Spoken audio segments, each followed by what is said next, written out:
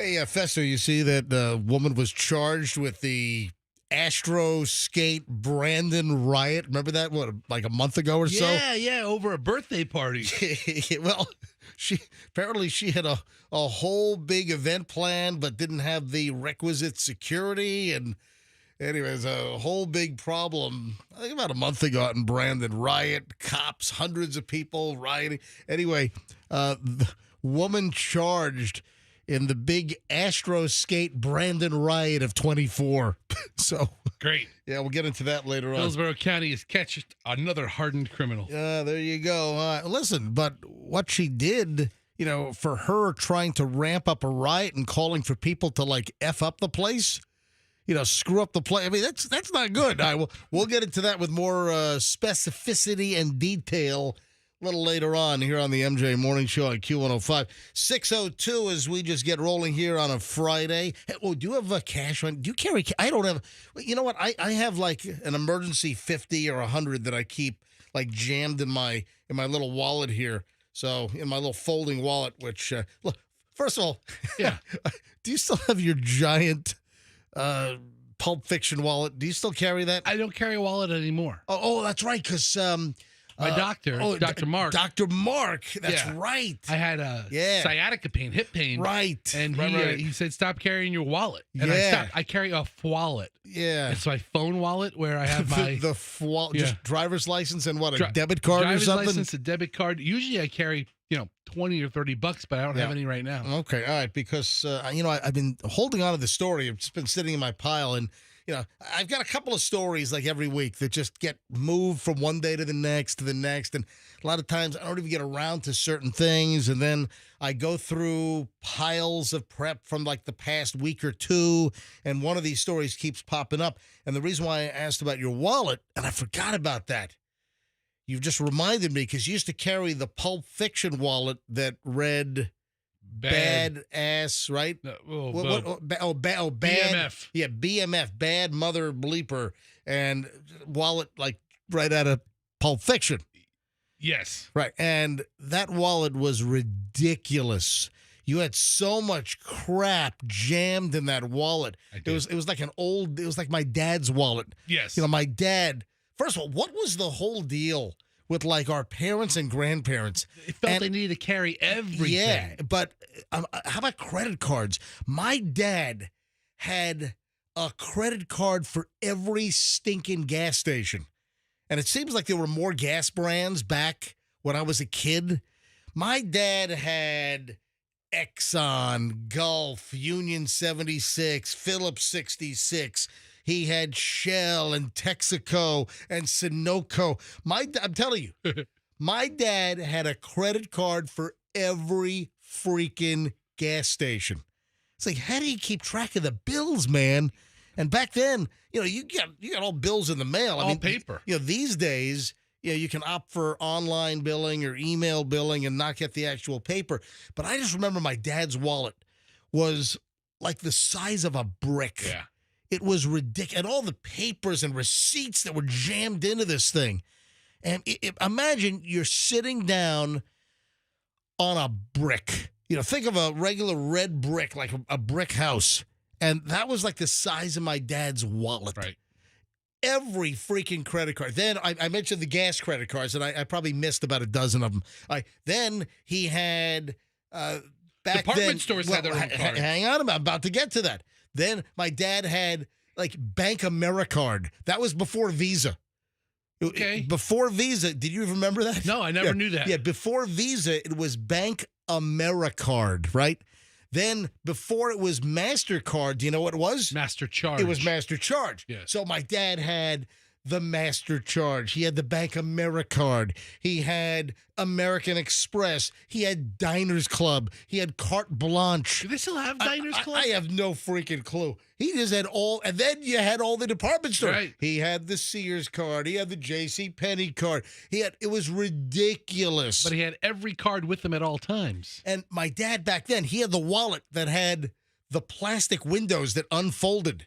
So you don't remember those? It's like a book. It was like a little Well, it's like a photo album, with all these little plastic pages that you stuck your credit cards in, and it was the most ridiculous freaking thing. Anyway, Fester used to have a ridiculous wallet. Yes. Oh, ridiculous wallet.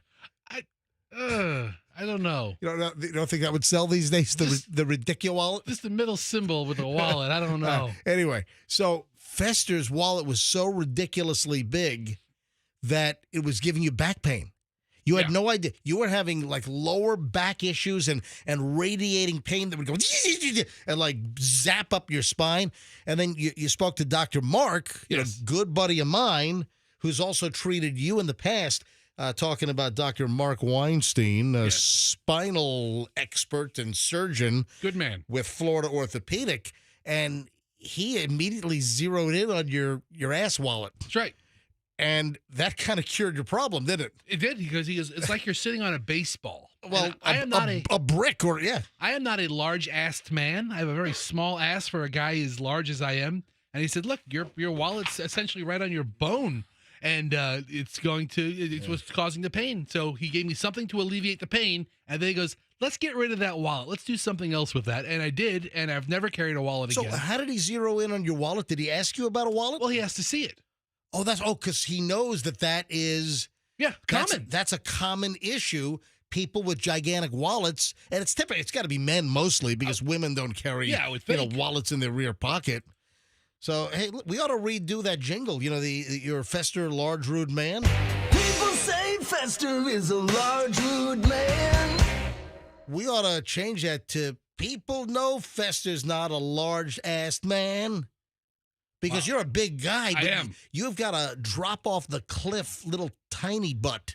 You've got like no butt. It's like concave. My people come from a part of Italy. You've got like a spoon butt. Where they all had very tiny asses.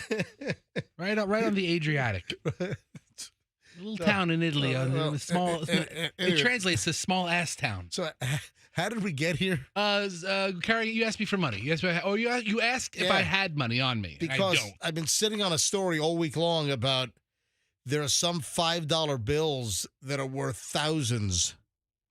Oh. And it's now 6:08, and I'm kind of like running a little late now. So hold on a minute. Are you in possession of a $5 bill that's worth thousands of dollars? Hang on. The minute we get back, will it be a giant windfall? Are you about to win the big wallet lottery? We'll tell you next. Hold on. Still, everything's good if you're...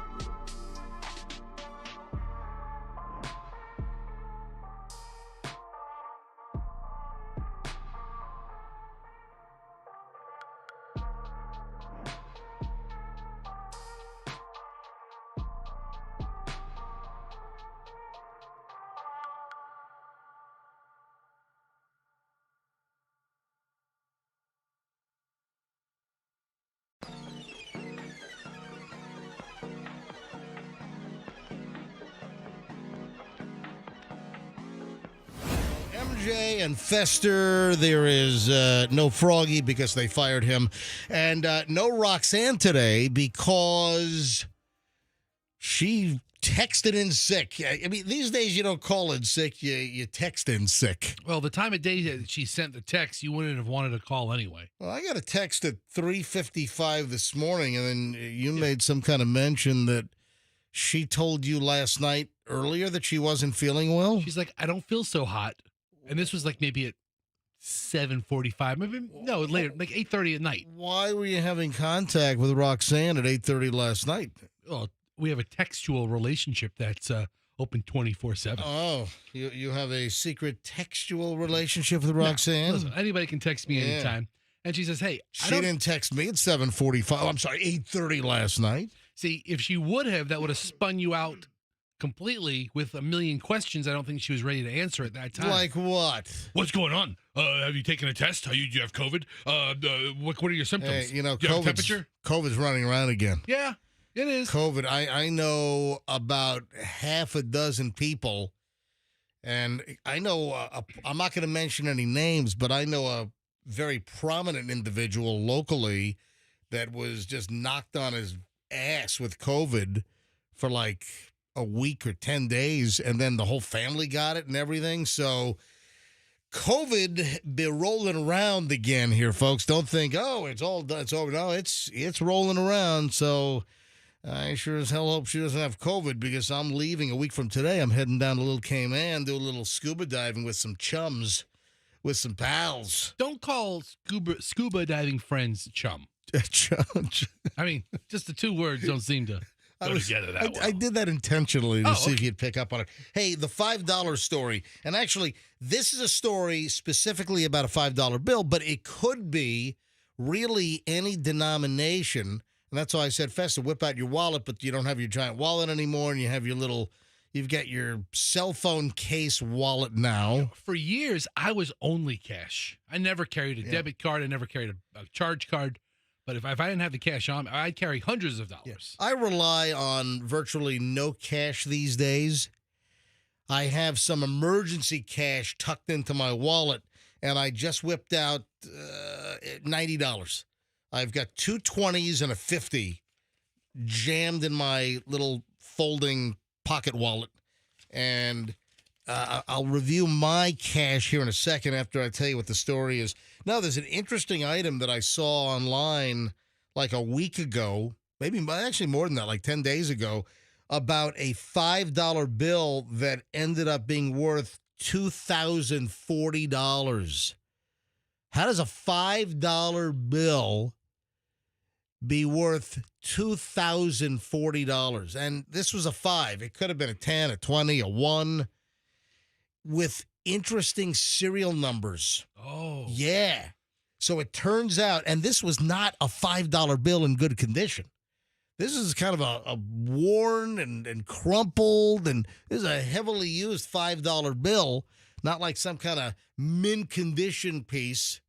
I remember Michelle, my lovely wife. Michelle was a teller at Navy Federal Credit Union in Virginia Beach. Yeah.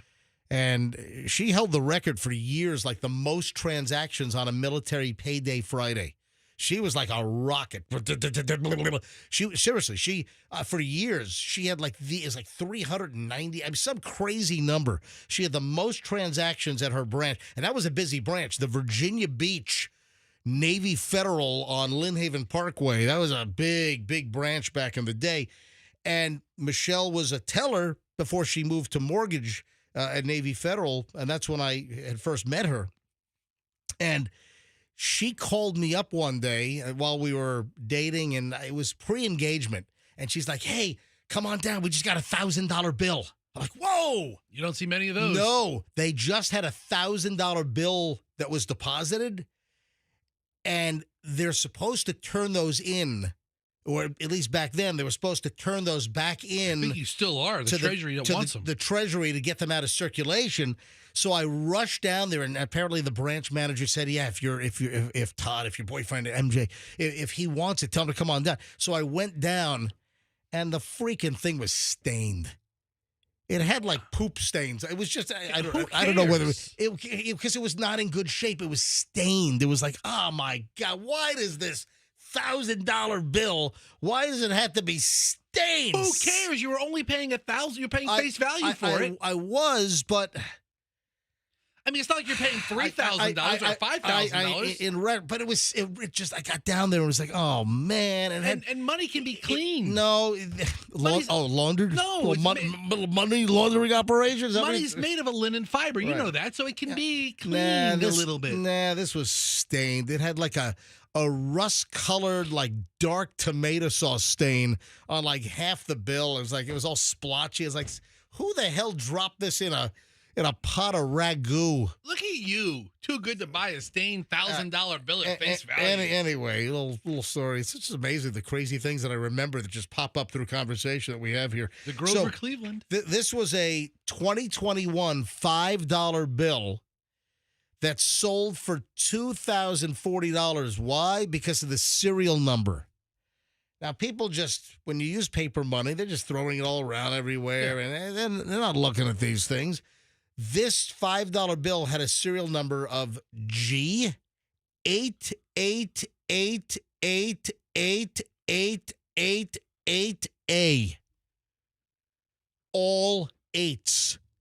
And it's that serial number repetitiveness or alliteration, whatever you want to call it, that is worth a lot of money to currency collectors. All right. There's a whole list here. I guess that's cool. Yeah. I mean, there's a whole list here.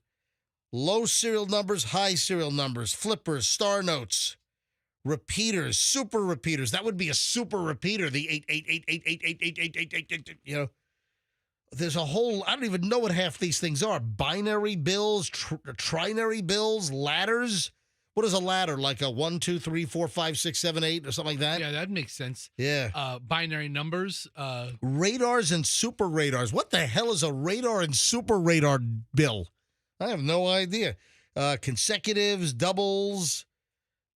Well, remember when you were a kid, sometimes you would play like serial number poker on a dollar bill. Remember that? I never played that. You never heard of that? No. Oh, yeah, that was a thing when we were kids. You'd play like serial number poker with the numbers on your bill. Anyway, so take a look at your money and see if you have a bill. It doesn't have to be 8888. It could be 7777. Oh, what if it's 6666? You know? Yes.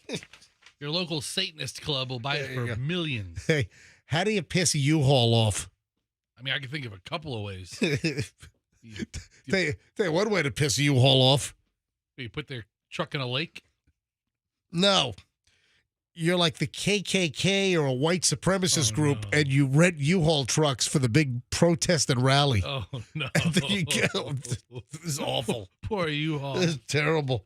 Yeah, there was a demonstration in downtown Nashville, Tennessee. A group called the Patriot Front, big white supremacist organization, and they're protesting. They got banners and flags and all white power crap going on, and they're driving U-Haul trucks that they rented. Oh, man, that's got to suck, you know? Poor U-Haul. Yeah, you get U-Haul sucked into this terrible situation. Yeah, so there's a big protest in downtown Nashville, Tennessee, and there were marchers and protesters, you know, white supremacists, and they've got U-Haul trucks they rented, and that sucks. Why couldn't they have gone to Penske? Right?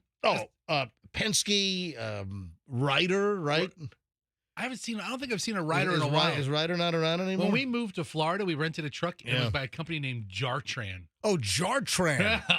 My father drove the Jartran. They used to have those little like trailers too that U-Haul rents. They had everything. Oh man, I haven't heard that name in a long time. Right? Jartran. That's right. Anyway, here's a statement from U-Haul. This happened last weekend. And Jeff Lockridge is a spokesperson for U-Haul out of Arizona. What a crappy job that is. Yeah, he said we don't ask customers about their personal beliefs, personal views, political affiliations, religious beliefs, voting history, income level, educational background, race, gender, sexual preference, or any other private information, that is none of our business. He's right. And that is, in defense. They didn't know that that a white supremacist group was renting a whole bunch of U-Hauls to use at a big, white power march. I mean, they listen, didn't know that. a couple of weeks ago, you might have seen a U-Haul hauling some equipment for a Pride Parade. You know what? I Big deal. hate Illinois Nazis. The worst. I hate Illinois Nazis. Where was the Where was the demonstration? Yours was in Nashville. Oh, this was Nashville. Okay. No. Illinois Nazis are the worst. Illinois Nazis, that was, the Blues Brothers scene, which there was actually a lot of improvisation in that scene. With the Illinois Nazis. Yeah, that's just unfortunate that it's kind of like, you're a serial killer and you rent some kind of visible, truck or something, right? Yeah, like Tim McVeigh. Yeah, like Timothy McVeigh. Yeah. That was a Ryder truck, wasn't it? The truck bomb that he used in Oklahoma City. I think he put them out of business. I don't think I've seen a Ryder truck. Maybe that's why we don't have Ryder trucks anymore. Yeah. Well, hey, do a search. Type in Ryder rental trucks.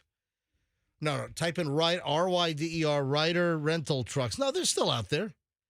Yeah, Ryder rental truck. There's one on 34th Street in Clearwater. Yeah. It was a real speed bump in their business when they were mentioned every time the Oklahoma City bombing was mentioned. Yeah, I think it was a Ryder, right? I think so. Yeah. All right, 6:32 at the MJ Morning Show here on a Friday. It is Fester and me because Roxanne texted in sick this morning, and you know what happened to Froggy. So what happens if Fester's out? What is it just, is it really the MJ Morning? Let's say you and Roxanne are out. Yeah. It isn't. Yeah. What if you were sick today? Or, you're going to be on a trip in September for your RV sales. What if Roxanne gets sick that week? Exactly. What if she's sick that week? And was it just the MJ Morning? Just me? It's really the MJ Morning Show. Just me, MJ. I could join you from my hotel room in Hershey. All right, 6:32 at the MJ Morning Show. When we get back, I got a great pile of early morons in the news next here on the MJ Morning Show.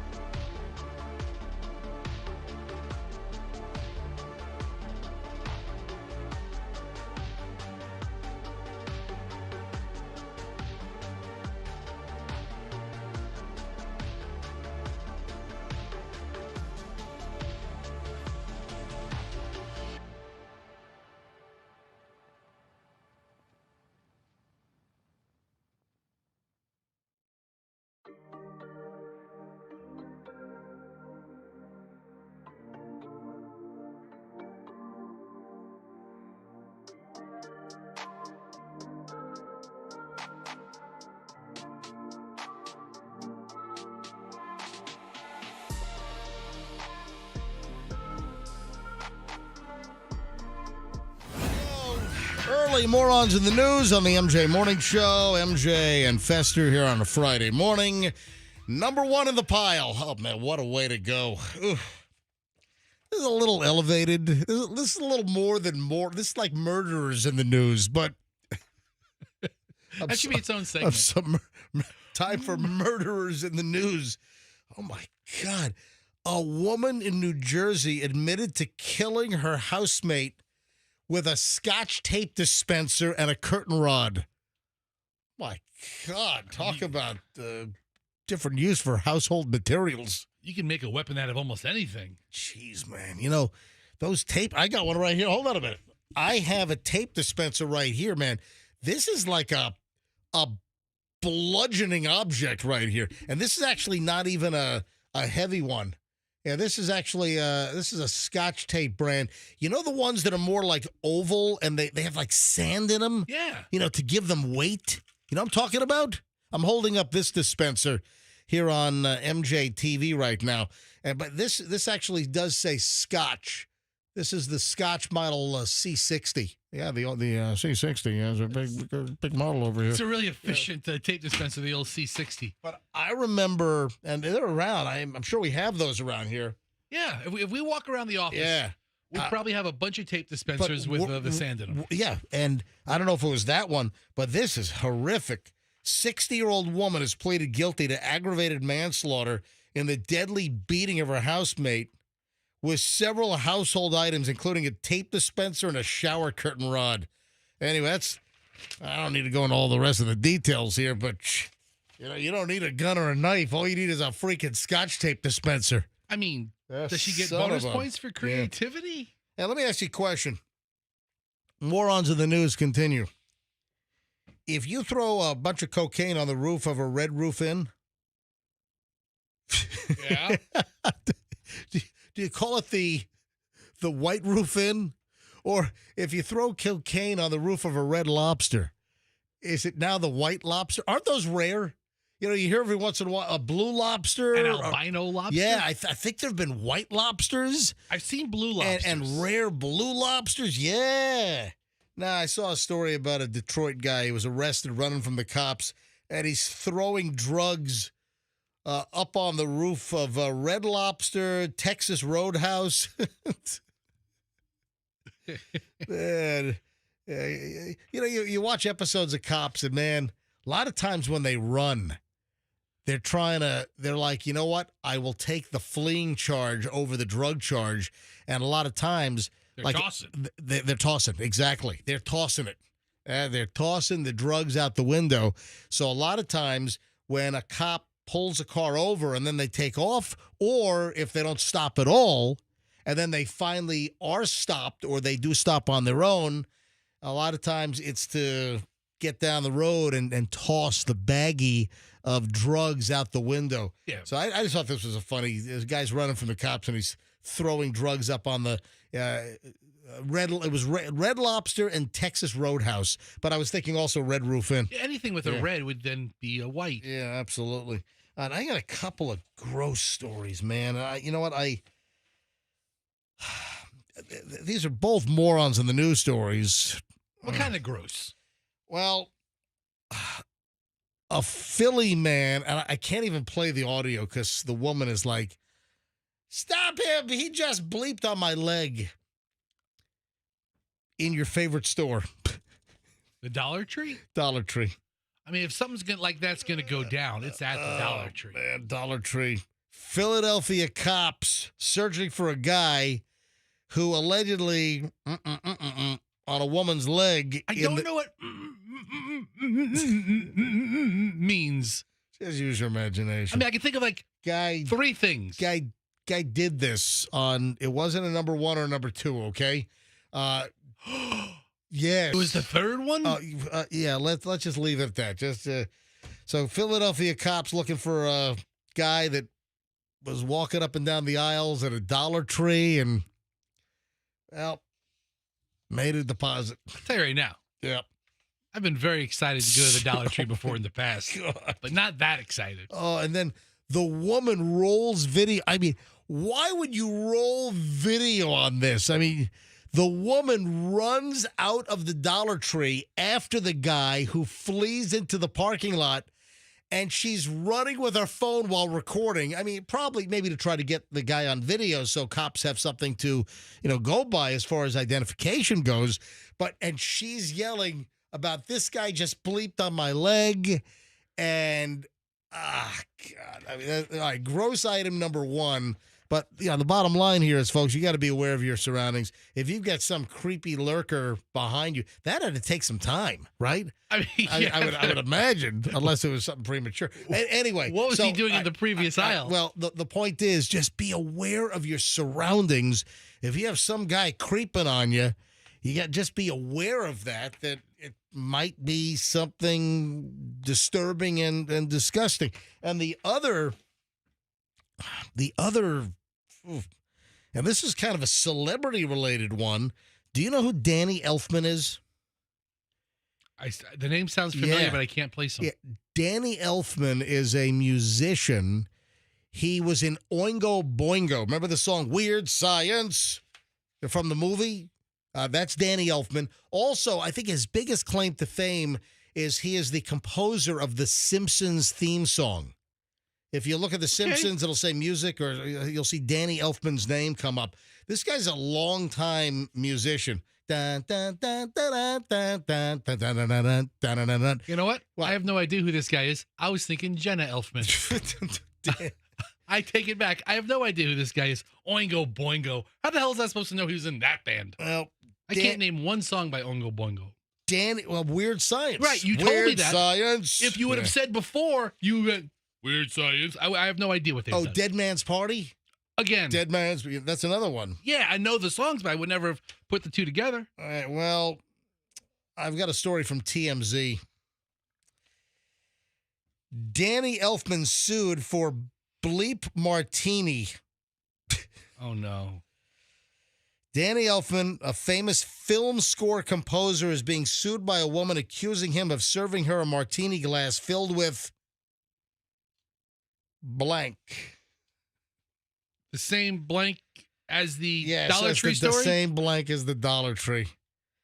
I mean, what the hell? According to a new lawsuit obtained by TMZ, Nomi Abadi is suing Elfman for defamation. She says that he lied about her in a Rolling Stone article where he and his reps denied that he engaged in sexual misconduct toward her and the in a martini glass. Oh, I mean, talk about a dirty martini. What the hell? What is wrong? That's the dirtiest of them all. What is wrong with people?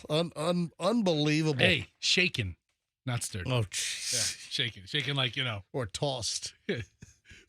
shake like 100 times. All right, just stop. Let's just stop right there.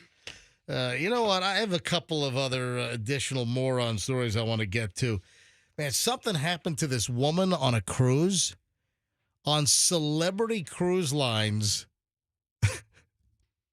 something happened.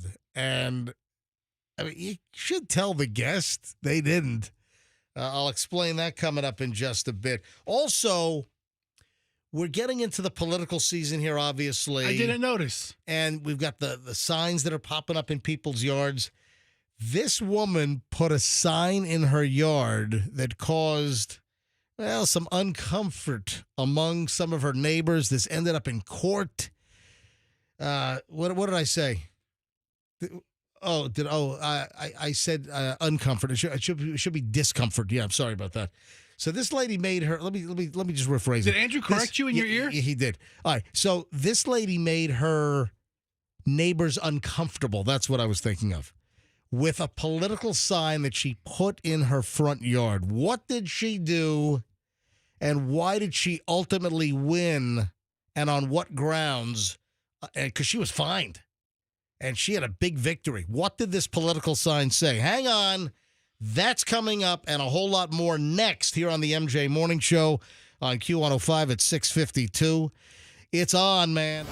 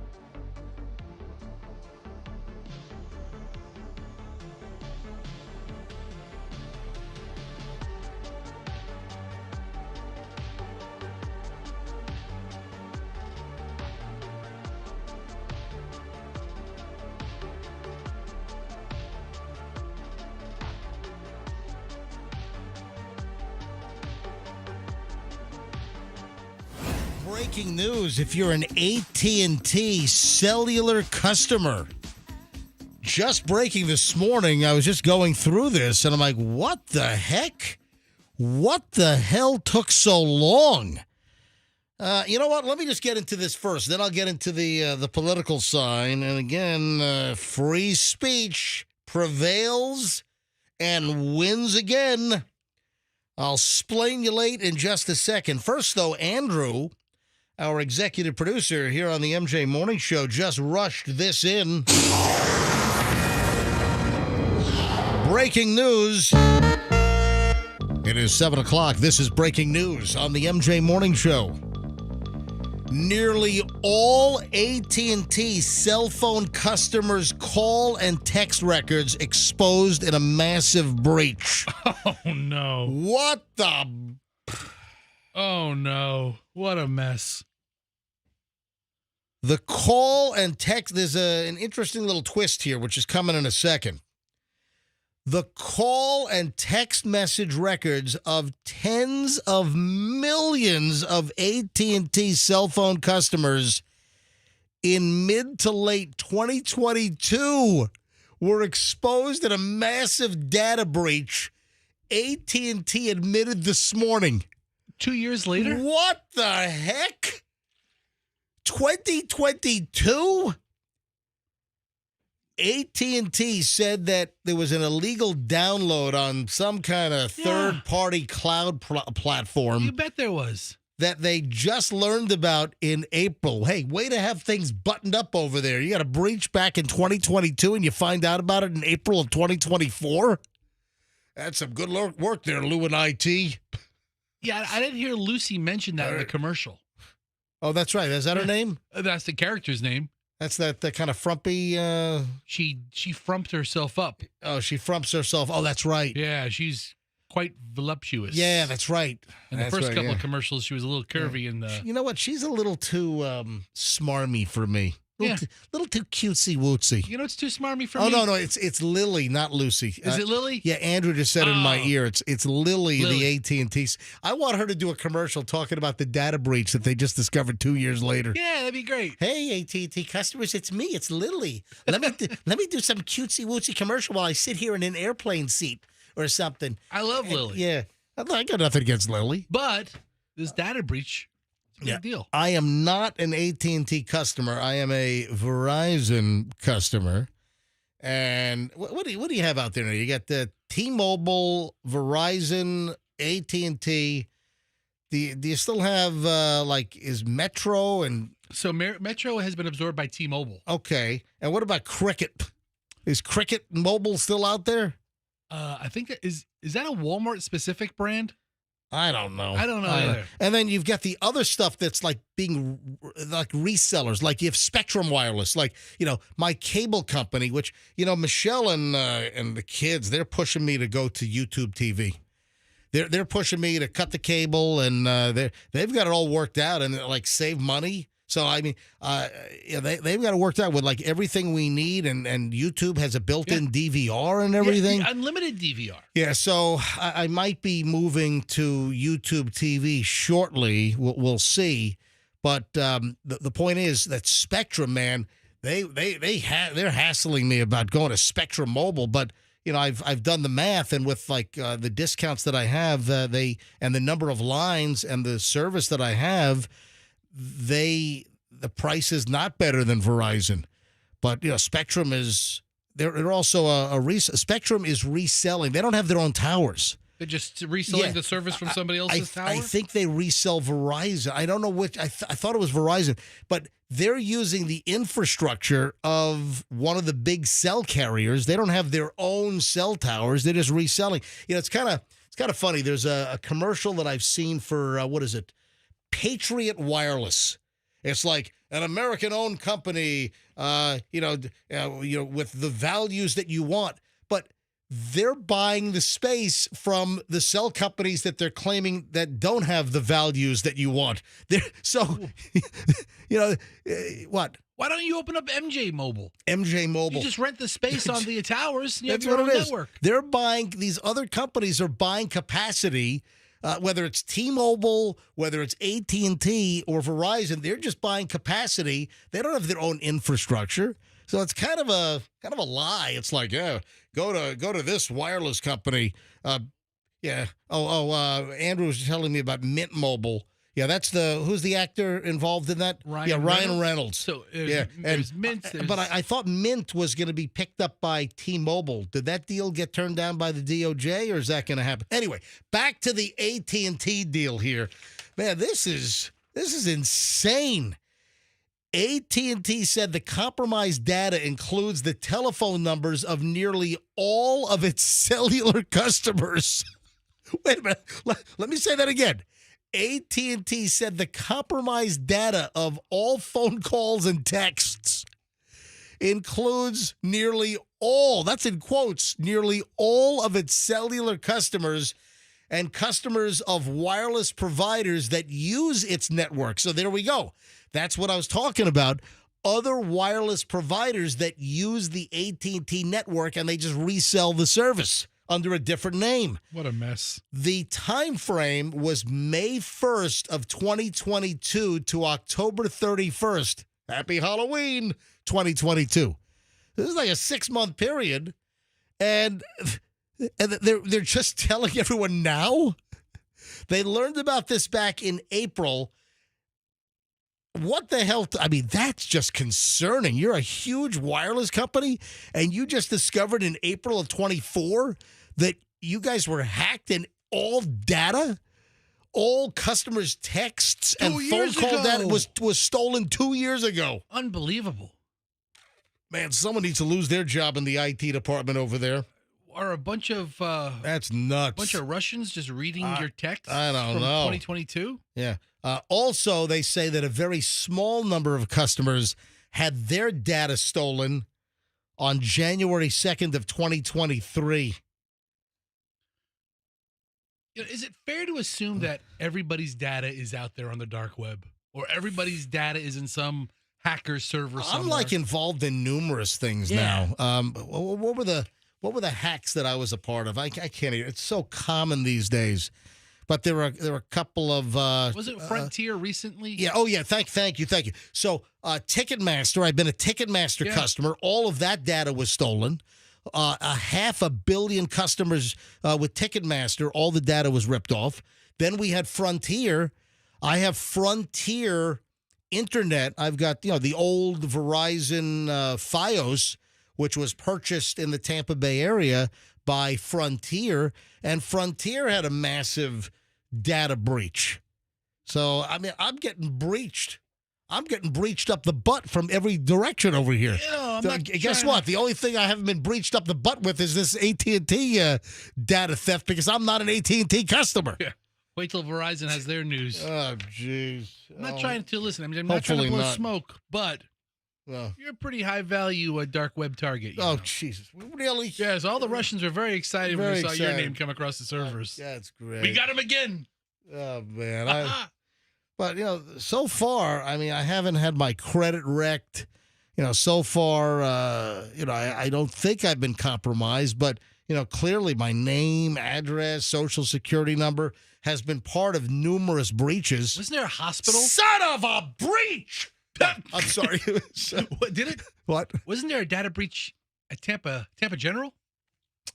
Because you just missed it, or you just made it because of your surgery was on a particular day? No, I think I was included. I think you're right. I think there was a day. Like I said, it's like I got it coming and going. I'm getting it shot up my butt from every direction. I'm getting breached everywhere. Like I said, son of a breach! The hell, man?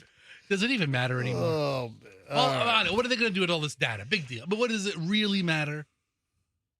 Hey, you can blackmail people. What if you, who knows? Who knows what?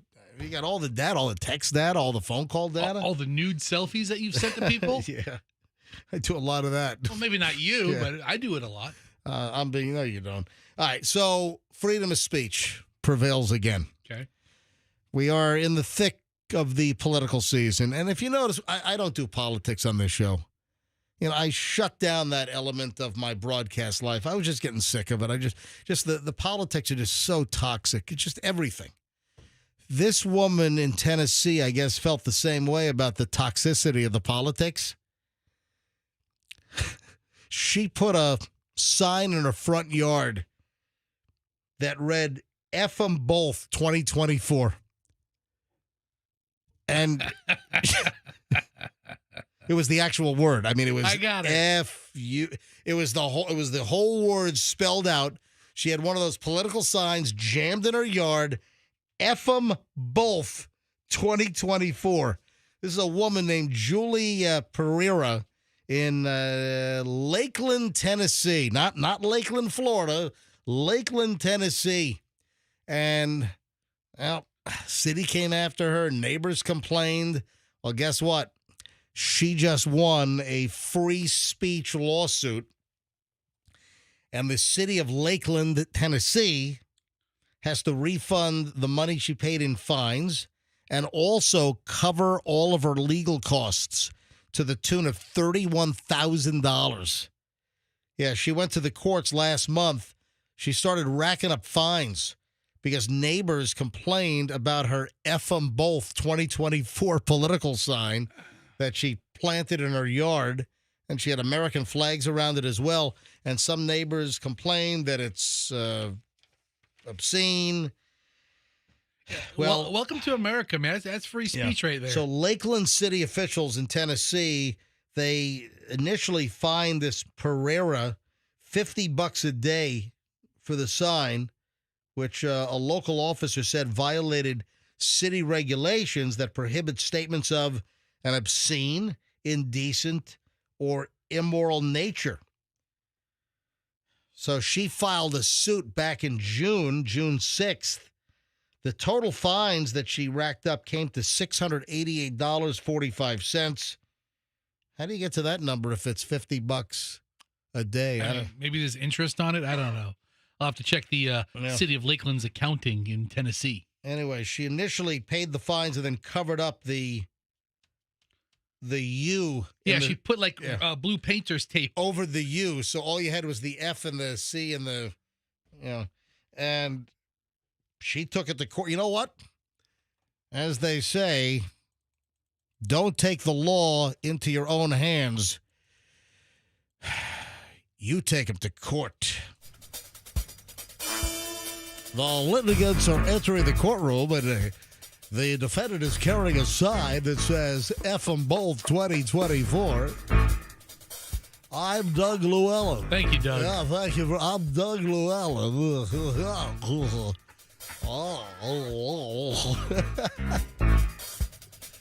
So good for her. This is a freedom of speech. Yeah, in her lawsuit, she made the sign because she was disillusioned with having to choose between Donald and the Joe.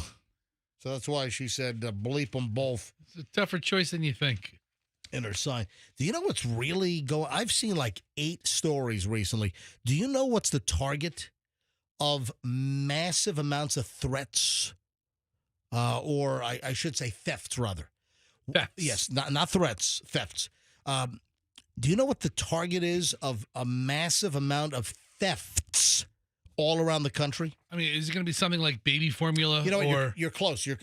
Well, it's not a consumable object, but I have seen in the last year, I've seen a dozen stories about massive organized rings of the theft of these items. And you're correct that baby formula, household goods, detergents, bleaches, like you said, baby formula, toiletries like deodorants and toothpaste, that stuff, there are organized rings around the country that just steal this crap, then they resell it. This is a toy. Do you know what is being stolen in droves all across the country? And again, I've seen many stories about this over the last year. And the latest that I saw, it's a $200,000 haul. Andrew, do you know? Didn't we just have somebody recently who was buying them and putting them aside and then selling them for a lot more? And what is the object? Legos. Legos. That is correct. The latest, $200,000 in Lego sets that were ripped off from stores have just been recovered in Oregon. I've seen it all over the country. I've seen it in Florida. I've seen it in Oregon. I'm telling you, I've seen a dozen stories. Legos are a hot commodity, and you got organized theft rings that are going into Target, Walmart, toy stores, whatever, and they're ripping off Lego sets by like the hundreds and thousands. Legos are not cheap. No, they're not. Yeah. Especially the ones that are branded with a product. Yeah. Massive Lego theft ring just busted in Oregon. More than 4,150 swipe sets valued at about $200,000 were seized. Oh my God, look at this picture. Yeah, and they took a drone picture above. They had all of the sets piled up in the parking lot outside of this business that they recovered after they had theft rings, groups stealing Lego sets from all over the country. And because they resold them. And they were all stolen. You know what your profit margin is? Like 100% when you steal the crap. Yeah. Unbelievable. That's amazing. Yeah, you don't think of stuff like that, but you've got organized thieves around the country that are stealing freaking Lego sets. All right, 7:15. Make that 7:16 now at the MJ Morning Show. We start an hour and 20 minutes of nonstop MJ next. 1 hour, 20 minutes, including my 40th high school reunion is coming up in October. And, well, there's a creepy element, and Michelle's kind of giving me a hard time, and my friends in my text group from high school friends. There's something creepy has emerged regarding my 40th high school reunion coming up, and I'll explain that and a whole lot more. I mean, I've got, listen, we have an hour and 20 minutes to fill. So we're back in minutes. We start an hour and 20 minutes next. Nonstop MJ here on Q105, 104.7 FM. Stand by.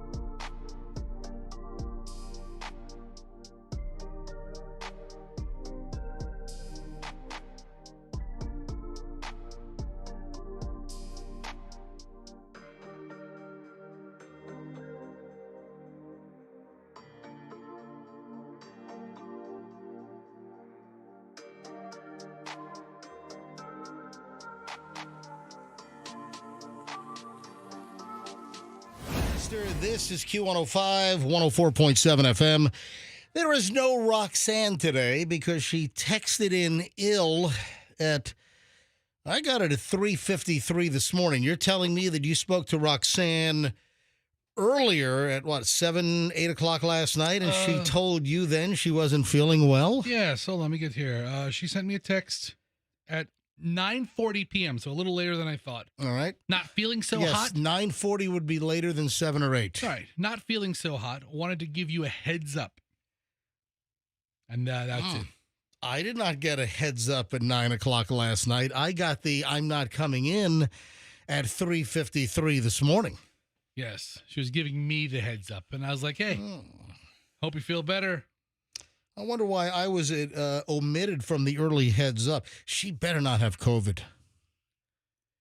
Call her up and see if she's taking a test. All right, hang on a minute. You know, COVID's going around, folks. Does she even have a test? I mean, a lot of folks don't even have. Do the tests expire? Yeah, they do. They dry up. If you have like the little vials of the activator liquid or whatever they call that, those things will like totally dry up. Because I got like 10 of them at the house when Yeah. the government was giving them away. Yeah.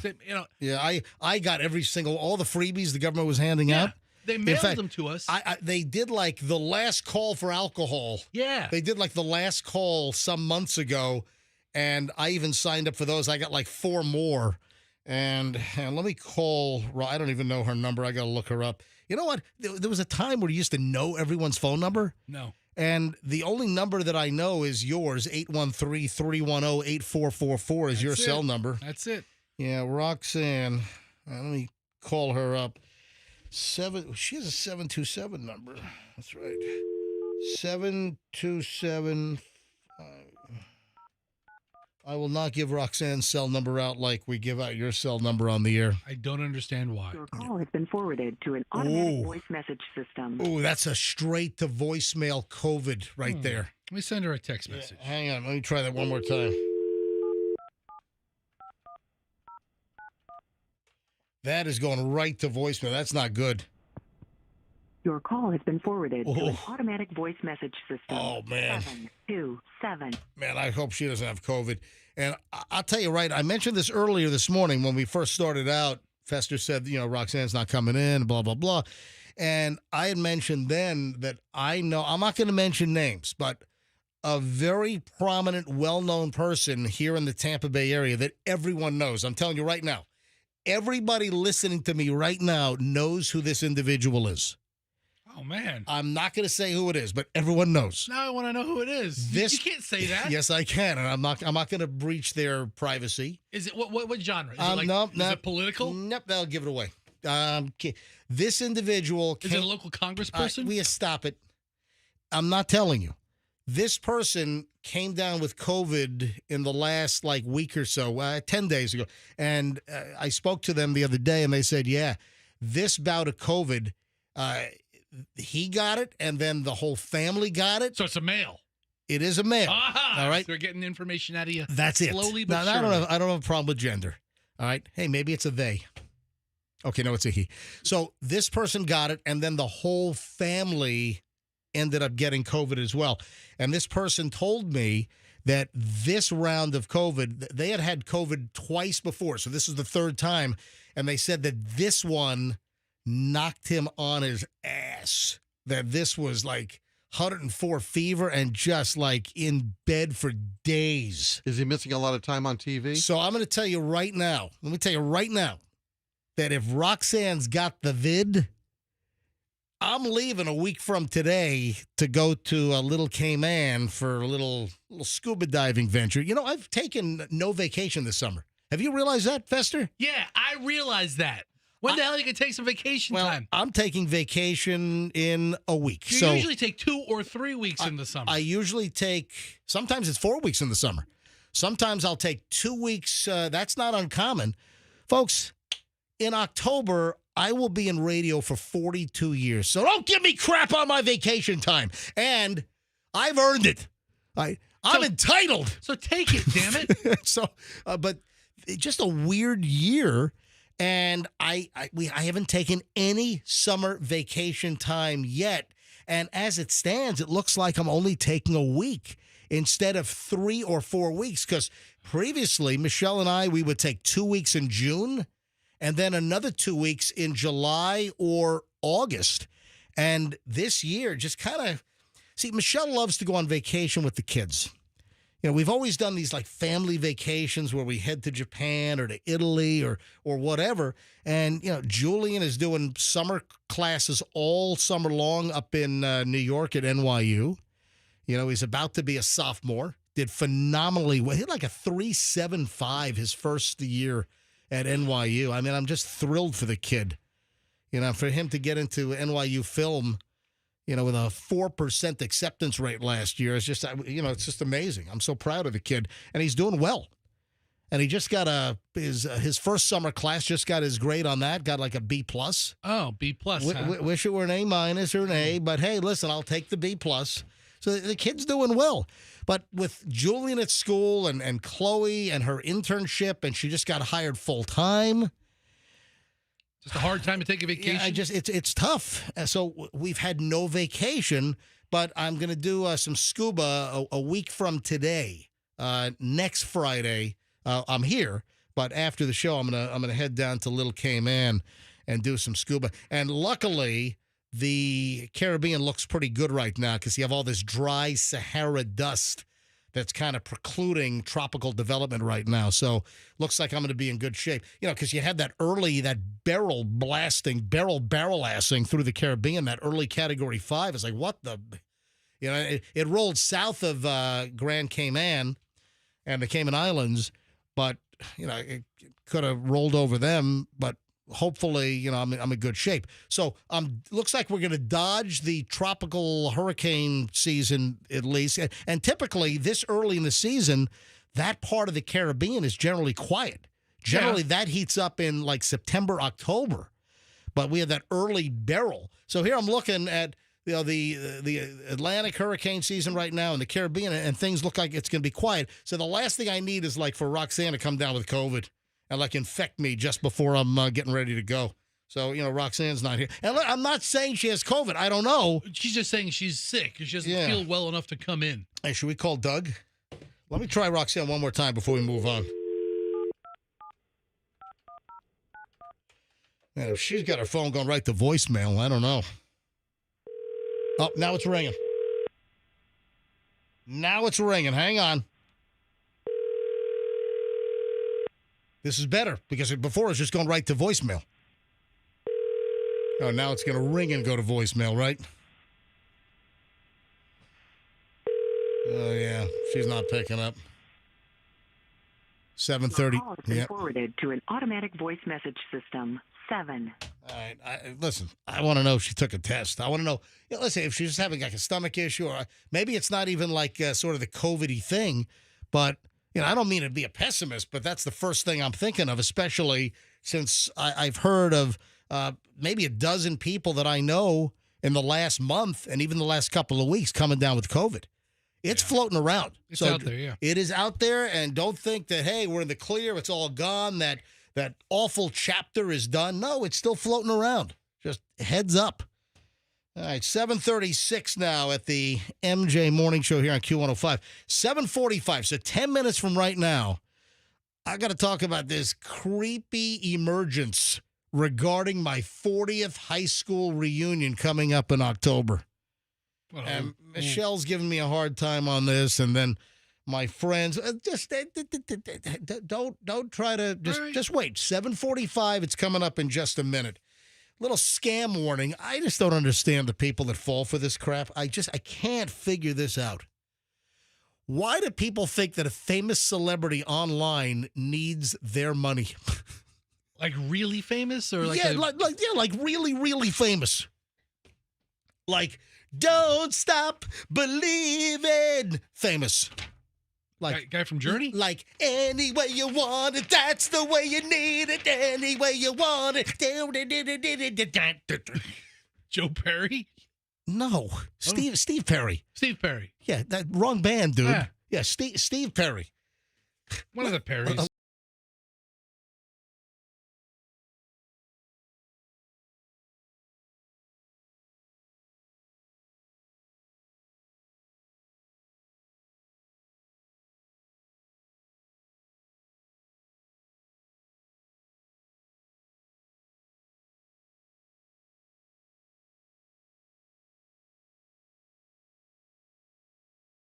you, Andrew. Andrew hit that, by the way. Should have been gone. He shut it off. This woman scammed out of thousands, thinking she was sending money to Steve Perry. Times are tough. Who falls for this crap? I've got like 2 new celebrity scam stories. This is out of Ohio. A scammer claiming to be Steve Perry defrauded a 75-year-old woman in Westlake, Ohio, out of thousands of dollars. The local police department confirmed that the resident went to the police station to report being the victim of a scam. Yeah, the police department stated the woman replied to a Facebook message from someone claiming to be Steve Perry. Back in January, the imposter told her that he had a business opportunity for investment and, of course, needed a woman in his life. So this lady fell for what? A money and a romance scam? And this woman on Facebook gets an unsolicited message rolls into her Facebook feed From Steve Perry. And she thinks it's really Steve Perry that's finding her in Westlake, Ohio. Hey, I need a woman like you in my life, and hey, I've got a big business opportunity for you. I've always felt Steve Perry had a hard time meeting elderly women. Come on, really? Who falls for, and it happens every day. I say this rhetorically because it happens every single day that people are falling for this. A big celebrity is not going to contact you needing money. Fester, do me a favor. Look up celebrity money scams and just go to news and try to find some of the latest, maybe in the last year or so. Yeah, millions lost in celebrity scams impersonating Elon Musk, Taylor Swift, and others. Click who others are. Oh, my God. Folks, famous people are not finding you via email, Facebook, Twitter, X, Instagram, TikShmuck. They're not finding you needing money, or they're enamored by your personality and looks that they want to get it on with you. It's not going to happen. So the imposter told her that he had a business opportunity and also needed a woman just like her. I bet he did. The woman sent thousands of dollars to the fake Steve Perry, who continued to message her through texts and the WhatsApp application. She realized she was being defrauded after the imposter became more demanding, urging her to send photos of passports and driver's licenses. What the hell? Yeah, Steve Perry needs a copy of your passport. Don't stop believing, babe. Just send the passport over. Separate ways. Then they went their separate ways. And he had $120,000. Loving, touching, scamming. Oh, man. And you know what? We probably have people listening right now that have either fallen victim to a celebrity scamster, or they're in the middle of it right now, or it's going to be coming down the pike soon. Yeah, there's nothing they can do. I'm going to tell you right now, this is going to be some foreign offshore deal. This is some scamster in probably Western Africa or somewhere in Eastern Europe, whatever, with this kind of scam. All right, so that's Steve Perry. Then, wait a minute. But wait, there's more. There's more. This woman was scammed by a fake Kevin Costner. Another guy who's fallen on hard times is old Kev. Oh, my God. What is going on here? Yeah. Eileen Leaks, a 63-year-old woman, big fan of Yellowstone, and actor Kevin Costner. And a few months ago, Kevin Costner started following her on Facebook. It must have been the thrill of a lifetime. Oh, get out. And she says she lost a lot of money. She sent Kevin Costner money because Kevin Costner is broke as a joke and needs money from a 69-year-old woman by the name of Eileen Leaks. Yeah, look at that. Here's a picture of Eileen. By the way, Eileen Leaks, that's why she uses Depend undergarments. Yeah, she does. Eileen Leaks. She does leak. It happens. I mean, come on. Steve Perry, Kevin Costner, they're not contacting you. They don't want to date you. They don't want to get in bed with you. They don't want you as a business partner. Don't fall for these dumbass scams. Unbelievable. Locally, I mentioned this earlier. You got that mother who incited that Brandon Astro skate riot a couple of months ago. She's been indicted, for inciting the riot over that canceled birthday party. Yeah, Sheriff Chronister saw him at a presser yesterday. Was he on roller skates? Yeah, Chad was on roller skates. He skated right in. I mean, if he would have glided to the podium, that would have been perfect. On roller skates. That would have been great. Yeah. So yesterday announced the arrest of this woman who incited that riot back in May 18th at the Astro Skate in Brandon. Stephanie Pedroso, 36, a mother who was the scheduler of this birthday party. It was for her daughter. She was accused of inciting a riot by telling people to cause a melee. Come on down. Yeah. Well, she was rejected. So what happened was she had a party scheduled, but she didn't do the requisite things. She was supposed to hire off-duty police to act as security. She didn't do the checklist of things that she was supposed to do. So the folks over at Astro Skate said, hey, we can't have your party. Yeah, but then remember, she then put the message out to come on down and wreck the place. Remember that? I do. Yeah. According to Channel 8, she encouraged people to gather at Astro Skate in Brandon and create chaos after the party was canceled by Astro Skate management. You know what they said? They said, this lady's a pain in the Astro. Chronister, that's terrible. The sheriff said that? No, I said that. Chronister said that she was willing to pay individuals to come down and riot and cause destruction. In a video posted to social media, Pedroso said, quote, I hope everyone shows up to tear this bull up tomorrow. According to Susie Lopez, who is the Hillsborough County state attorney, up for re-election in November and has certainly done a fantastic job of going after criminals, not soft on crime. We had that prior. We had all kinds of cases that were not prosecuted with the previous state attorney in Hillsborough. Now, finally, we got law and order back with Susie Lopez in the Hillsborough County State Attorney's Office. So she did not show up to Astro Skate that night. She just told people to show up and bust the place up. So she was the scheduler. Yeah, she was the instigator. It was her daughter's birthday that was canceled. Hey, Andrew, do me a favor. She didn't show up to her own kid's birthday? Yeah, go to Channel 8 and see if you can find the package. See if you can find the story. Because they've got like the manager or the owner of Astro Skate, and he's talking about the whole list of things that to have a big event there, there's a checklist. And part of it is you got to provide security. You got to hire an off-duty officer. All right, so you have, this is Sheriff Chronister, right? Yeah, this is from a Channel 10 report. All right, this is Channel 10? All right, roll it. Here we go. Didn't encourage it. This wasn't a party that was big and got out of control. This was far from it. This was someone who was upset, who was pissed because she was told no. Sheriff Chad Chronister said, And then she goes on social media and she encourages people, go on down to Astro Skate and bust that crap up. What? So she's in trouble. She has been indicted. She's been arrested. And the Hillsborough County State Attorney, Susie Lopez, and her team, they're going to throw the book at her. And they should. Is this? Here we go. This is the Astro Skate. This is like this is Astro guy? Yeah, this is Astro Man. All right, roll it. Here we go. All right, listen to this. birthday party for breaching a contract. Here we go. She was 3 for 3.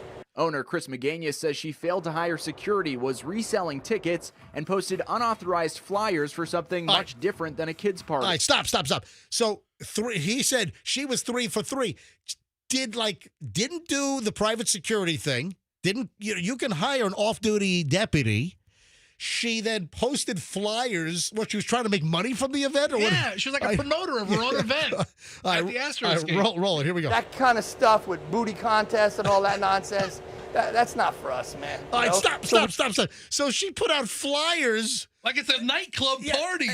There's a booty contest at Astro Skate.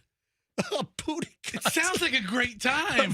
She's putting out flyers, and well, that's what I want at my daughter's birthday skate party. I want flyers posted all over the community for a booty contest. All right, roll this guy. Let me hear. We were within our rights to cancel her party, and that's what we did. She came in, flipped out, cussed and screamed. All right, roll that back. Just a little bit. All right, here we go.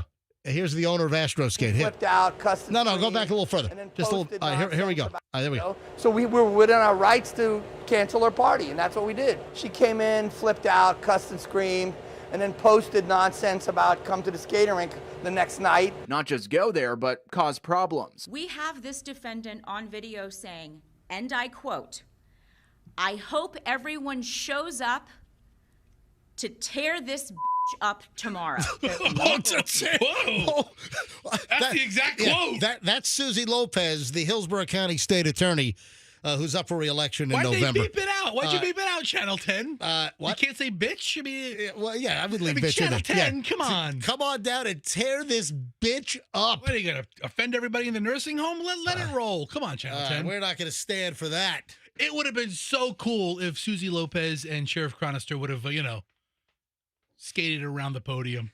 You know, we ought to have a Chad and Susie skate night at a Law and Order skate night. Let's have a fundraiser. Fundraiser. Let's contact the owner. Let's have a fundraiser at the Astro Skate for a law enforcement endowment or something. Sheriff Chronister's up for re-election in November, and Susie Lopez is on the ballot for November for Hillsborough County State Attorney.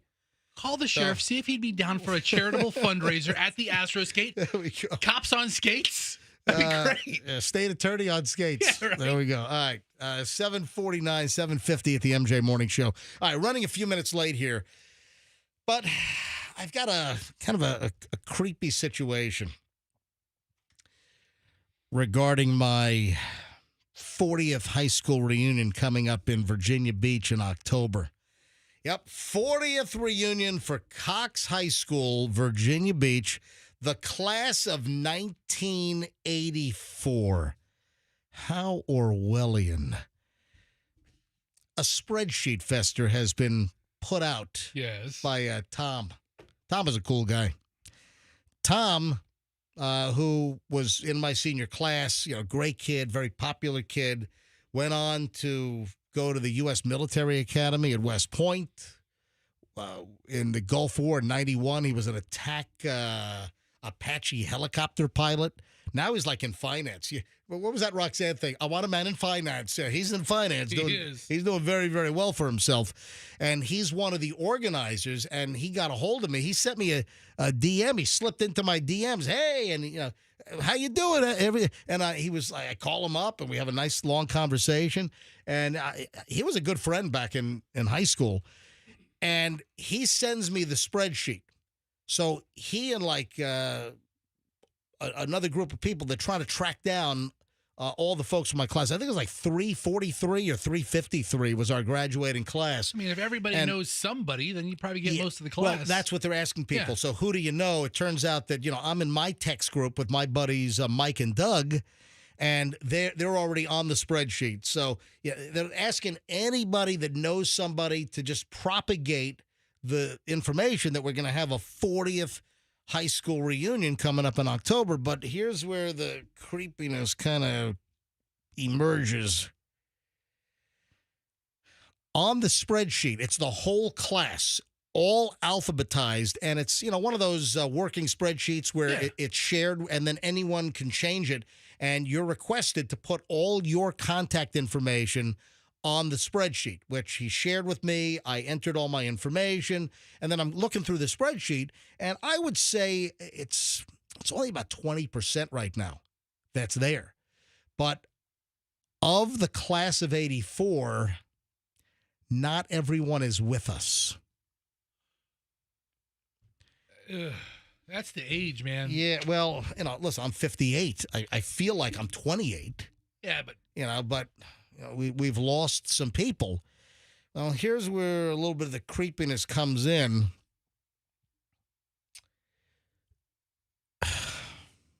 What? 2 girls that I dated are no longer with us. 2 girls that I dated are deceased on the list. And then, dude, why you, dude, Okay. why, All right. why would you laugh? It's not funny. It's not ha-ha funny, but it's...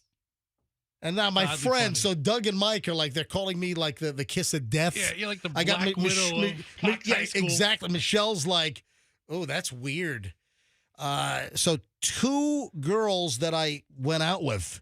One was Beverly, and Poor Beverly. Beverly I didn't date in high school. I dated Beverly after I came back from college, and I moved back to Virginia Beach. And this is, a couple of years prior to meeting Michelle. And Beverly and I met at a party. And this is, again, like 2 years after high school, because I left Ithaca going into my junior year, and I transferred down to Virginia. And I was at a local party, and I ran into Beverly from high school, and we hit it off, and we started dating. And Beverly, unfortunately, was hit by a truck on Virginia Beach Boulevard. Get outta here. Yeah. In 1996, she was driving a minivan. She had gotten married. Oh, she was in a car accident. Yes. Oh, I thought she was crossing the street. No. So she was driving a minivan. This was 96. I had last seen her in like late 86. So 10 years later, she was married, had kids, and she was driving a minivan, and she's pulling out of a shopping center on Virginia Beach Boulevard, and a dump truck T-boned her. And the kids were in the back. The kids survived. The kids were okay. 2 kids in car seats, apparently, according to the Virginian pilot story that I saw. But she was killed in the wreck. I'm like, oh, my God. And that was just an awful story. So that's Beverly.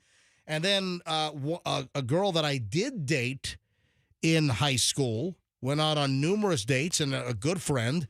And I saw her and had a great conversation with her at our 10-year reunion in 1994. I had just started working with BJ at the MJ and BJ show on the Power Pig. This was summer of 84 or fall of 84. Or, I'm sorry, 94. 94. So 10 years later, my 10-year anniversary. And her name was Monique. And Monique passed like a couple of years ago from breast cancer. I'm like, what the hell?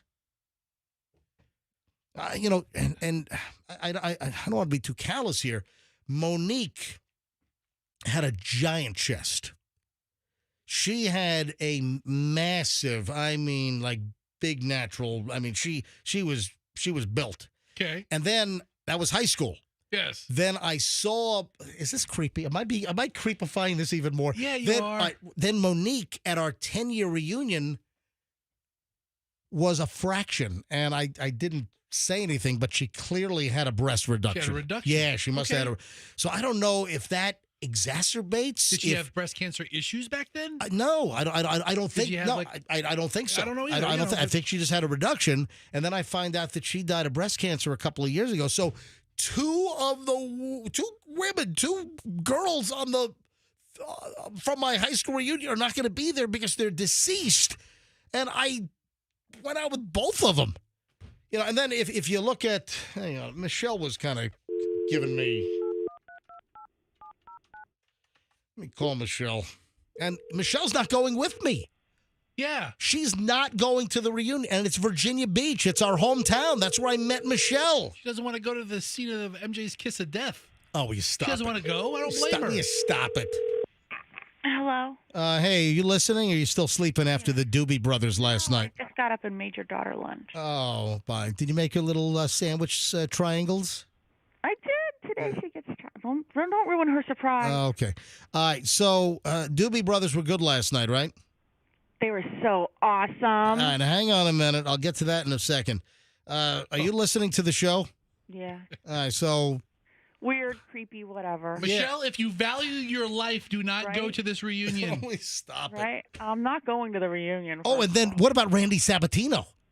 So you look at it's one of those Google spreadsheet documents that you email it and everyone's on it. It's a living, breathing. Anyone has access you can change it, to change it, put their information on the spreadsheet lines, and then all of so it's a whole line. It's like 350 lines of all of the graduating class, and if you're a grade line, if the line is gray, that means that the classmate is deceased. Another good friend of mine, her name was Camille, and her husband murdered her. Camille Davis was the sweetest girl in the world, and she was involved in a domestic violence issue. It's like, what? I mean, stuff you'd never even imagine. And then Randy Sabatino. First of all, Randy Sabatino, we had an arcade. I can't remember what it was called. There was an arcade on Independence Boulevard in the Haygood areas, right next to the police station and the library in Virginia Beach near Haygood Road. And there was this arcade that we all hung out in. It was like 10th grade. Friday, Saturday night, we're hanging out at the arcade. And Randy's dad just bought him like a 1982 Camaro, right? And it was a hopped up one and a big V8. Randy peels out of the arcade onto Independence Boulevard in Virginia Beach, loses control, jumps the curb, and takes out 200 feet of chain link fence. Oh, my God. That's a lot of fence. in his brand new Camaro that his dad bought him. But wait a minute. It gets better with Randy Sabatino. What happened to him? I just saw. So he's deceased as well. So he passed away. But Randy Sabatino, like 10, 15 years ago, 17 years, he was busted for robbing a check cashing place with a fake bomb. All right. Everybody's got a pass. What do you mean, all right? Okay. Not what I was expecting. He did a stretch. He did a stretch in Virginia State Prison because he robbed a check cashing place with a fake incendiary device. He walks in and says, "I've got a bomb," and robs this check cashing place. Poor Randy Sabatino. He was a good kid. He was good until he tried to rob the check cashing place with a bomb. He was always a nice guy to me. Always got along with Randy Sabatino. That's what the person at the check cashing place said. He was so polite. Rest in peace. And then a neighbor of mine, Ted, he went to federal prison because he had some big monetary scam and racket going on. You know what? Just a little money laundering, a little fraud. Come on, I make such a big deal out of it. All right. And Michelle will not go to my 40th reunion. Michelle, it's Virginia Beach. Why don't you come up with me for the weekend? I will gladly go to Virginia Beach with you for the weekend, but I don't want to go when you're tied up with all of this crap. What am I going to do? Sit in a hotel? Yeah. Michelle, you don't need to go to these lame festivities where you're the outsider. Exactly. I went to my 30th reunion a couple of years ago. Yeah, and how many spouses were there? There were maybe half the people had spouses. So Michelle, you went to my 10-year. Yes. Now, we had just been married, right? Yes. So we got married in June of 94, and it was either later that summer or the fall that we had my 10-year. And what was wrong? Was there an issue going to my 10-year? Boring. Oh, no kidding. If you're not part of the class, MG, I knew everybody there. I knew everybody from my class. We're all having a moderately nice time catching up. People I haven't seen in decades, and all the spouses kind of ended up huddling at one end of the bar, and it's like, what the hell are we doing here? Well, anyway, I'm headed to Virginia Beach in October. I bought my ticket already in Breeze. I'm going solo. All right, Michelle. All right. And Doobie Brothers were good last night? Awesome. Oh, Michelle went to the big concert in town last night. The Doobie Brothers. Yeah, so you had two huge competing concerts. You had the Doobie Brothers at the amphitheater, and, of course, you had that delinquent Morgan Wallen. Did he throw chairs at anybody? He did. He clocked somebody in the third row. Yep. And Jelly Roll was also there. Are you serious? Yeah, Jelly Roll and Morgan Wallen. Oh, okay. I guess he was the opening act. I don't know. Gotcha. Now, there you have it. Michael McDonald is still hot. Yeah. So Michelle went with a friend to go see the Doobies last night. Michael McDonald looks like a Yeti. What? That big white hair, that big white Oh mane. my! Stop. Looks like he could play Santa Claus at the mall. No, his voice. Oh my gosh. Yeah, no, he has a good voice. And the rest of they all sang, and it was an awesome. Did they play your song? No. What was your song again? The sappy one? Echoes of Love. They didn't do Echoes of Love? No. Did they do? They did China Grove? Yep. I got to run, Michelle. And I got to give a big shout out to Art.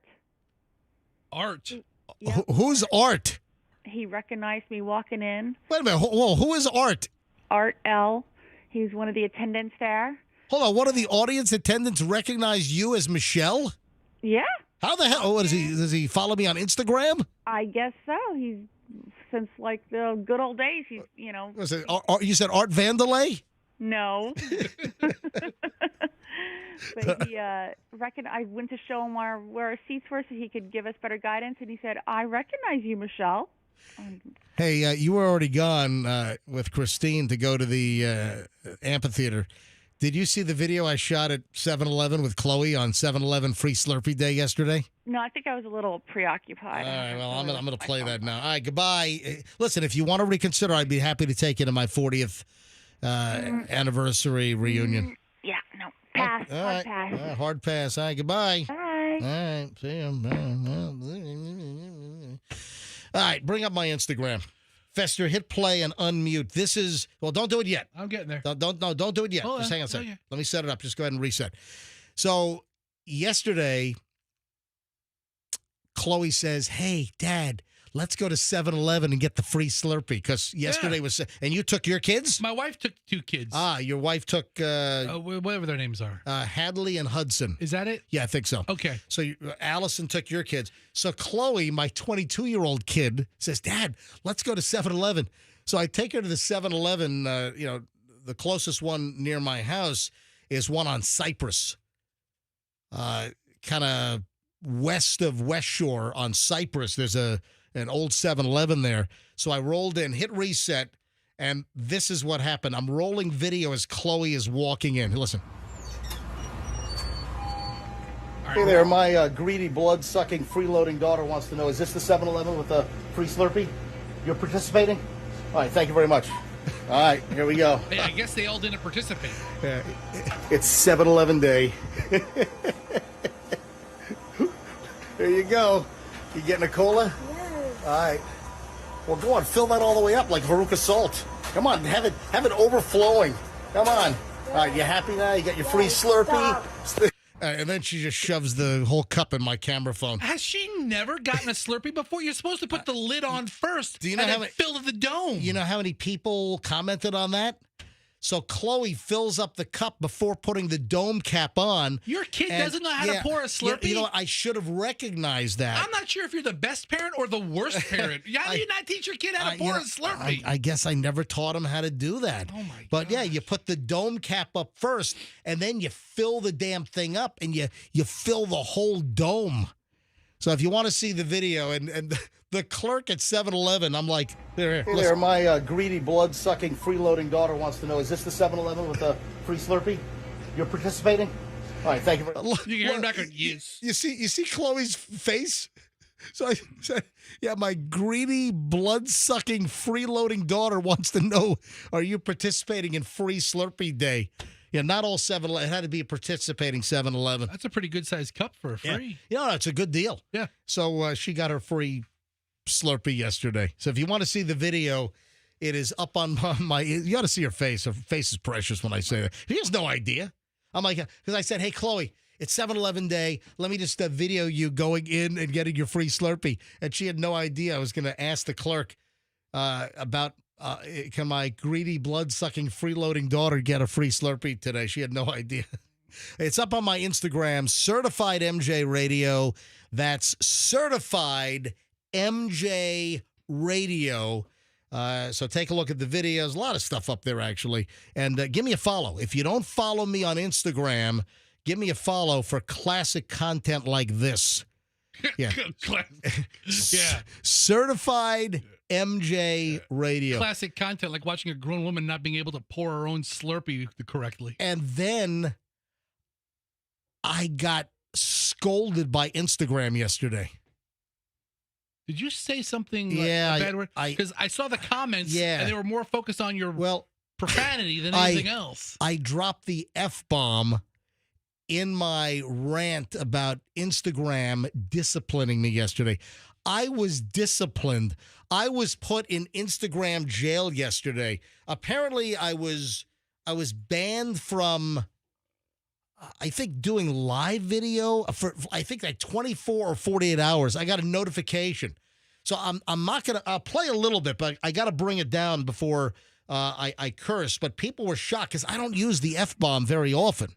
I mean, and I certainly don't record myself with the F-bomb very often, but that's right. but I did use the F-bomb because I got in trouble on Instagram yesterday. So what caused this? Here, roll the video. Here we go. We are waiting in line at Dunkin' Donuts. Michelle wants a small hot coffee, loves Dunkin' Donuts. Hey, I just got restricted and scolded by Instagram on that video that I shot of the kid running around the airport. All right, I got to stop here because I dropped the F-bomb soon. Shut it off. Just go back. All right. So it doesn't accidentally play. So I'm sitting in the drive-thru yesterday. I'm just telling the story while we're waiting in line. And this goes back to the airport story where I flew Spirit Airlines for the first time a couple of months ago.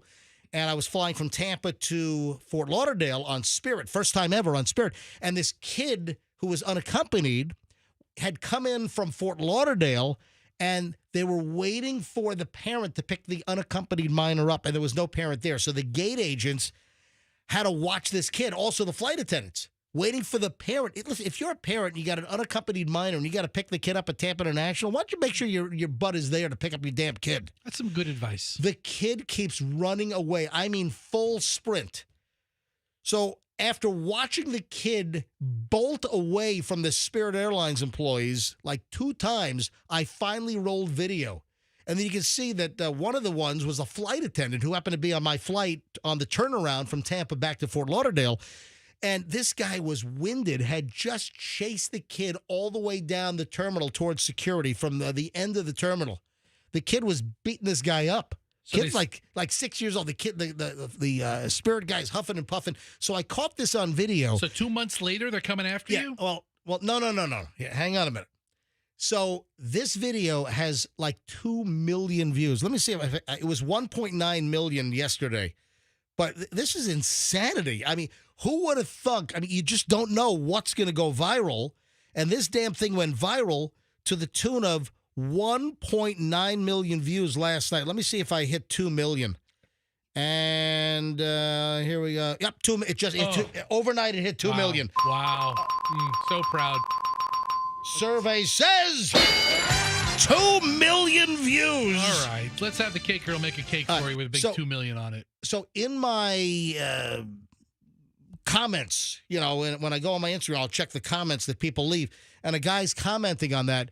Why is this crap showing up in my feed? So some guy, somewhere around the planet. Obviously now it's far beyond our listening audience. People are seeing it all over the place. Yeah, 99% are people that have no idea who I am. It's all over the world. When this video goes viral to the tune of 2 million views now, this guy leaves a message which creeps into my comments, and the guy says, "Why is this crap showing up in my feed?" Okay, so... All right. Well, the Instagram algorithm obviously put it there. So I respond back. And I responded back to just a few. I mean, there are thousands and thousands of comments on my video. So I respond back. 'Cause it did, bitch. What? Are you 12? Yes. Did you say because or did you say cuz? I did CAUSE, cause it did, bitch. And I got flagged. What a moron. I was flagged. And then I get juvenile. All these warnings start popping up. That's abusive bullying content. You're a bully. Yes. And then I get this ban, and I'm still able to post and do certain things, but there was certain I guess I couldn't do live videos for 24 or 40. I was restricted. I got notices that I'm restricted on this or that. 'Cause it is, bitch. That's what I put up there. I mean, come on. I can comment. This guy says, why is this crap showing up? So I responded back. I wasn't angry. I was joking. You can't tell that in written form. You can't tell sarcasm. Yeah. That's it. I was being sarcastic and I was joking, and Instagram flagged me, labeled me a bully yesterday. I mean, I've known you're a bully for a long time, but now you're on social media. I got to tell you, I want you to be consciously aware of trolls in your comments. I don't want you replying to people. I don't want you to take troll bait. You strike me as a guy who takes. I don't. You strike me as that guy. Don't be that guy. There are hundreds and hundreds of trolling comments. I didn't respond to it. That one I just happened to see, and I just responded in a quick, flippant, jokingly fashion. And then you call the founder of Meta, Mark Zuckerberg. I added an F. You know, bully. You're only reinforcing what they said. You never know what you're going to see on my Instagram feed. Certified MJ Radio. And, of course, Michelle, when I accused her of ripping the whole door off that car in the parking lot. That video's up there and a whole lot more. You can entertain yourself for minutes, folks, with my Instagram feed. Maybe seconds. Certified MJ Radio. That's Certified MJ Radio. Give me a follow. Only because I know you like numbers. What is this, 1996? Hold on. Only because I know you like numbers. Yeah. I want you to know that you are one post away from 3333. Right now you're at 3332. Right now I've got 3,332 posts. So the next one is going to be 3333. Which means nothing, but we're dorks, and that's it. All right, so I was just about to say, what is this, 1996? New Jersey man suing Dunkin' Donuts over a coffee burn. Remember, this was like a huge story in like 1996. Some lady. McDonald's. What, it was McDonald's. Wasn't some crazy like $80 million lawsuit or something? Like 10th degree burns on her whole private area because she poured a cup of coffee on herself. It's like she claimed like a nuclear reactor exploded in her lap or something. That's the legendary story. By now, all of these cases should be thrown out of court. I mean, really? Here we are in 2024. An elderly New Jersey man is taking Dunkin' Donuts to court. You know what they ought to do? They ought to take the what were they called in the Super Bowl commercial? The Dung Kings. Yeah. The Dung Kings. He ought to also sue Ben Affleck and Tom Brady, and who else was in that? Ben Affleck, Tom Brady, and Matt Damon. Was he? Yeah, maybe it was Matt Damon. So Cosimo Nestico, 74 years old, of Tom's River, said the lid on his black coffee popped off when the worker handed it to him at the drive-thru back on April 27th, causing the beverage to burn his inner left thigh. All right. I was scared as hell. I went to wipe my leg and my skin was coming off. Jeez. Really? It almost burned my private parts. They shouldn't sell coffee to elderly people. That's what they should. That's the solution. The original case was Liebeck versus McDonald's, and it happened in 1994. 94. As a famous product liability lawsuit. Yeah, and she ended up with a couple of $1 million. I thought that like she originally sued for like $80 million or something. I guess it was overseas. No, it was. She was born in England. Don't confuse the situation. Right. It happened like in Arizona. Scroll up to happened in New Mexico. New Mexico. I knew it was out west. It was southwest. So there we go. That's story number one today. Guy suing Dunkin' Donuts over hot coffee in his lap. And then wait a minute. But wait, there's more. JetBlue passenger is suing for $1.5 million, claiming that she was scalded by hot tea on a JetBlue flight.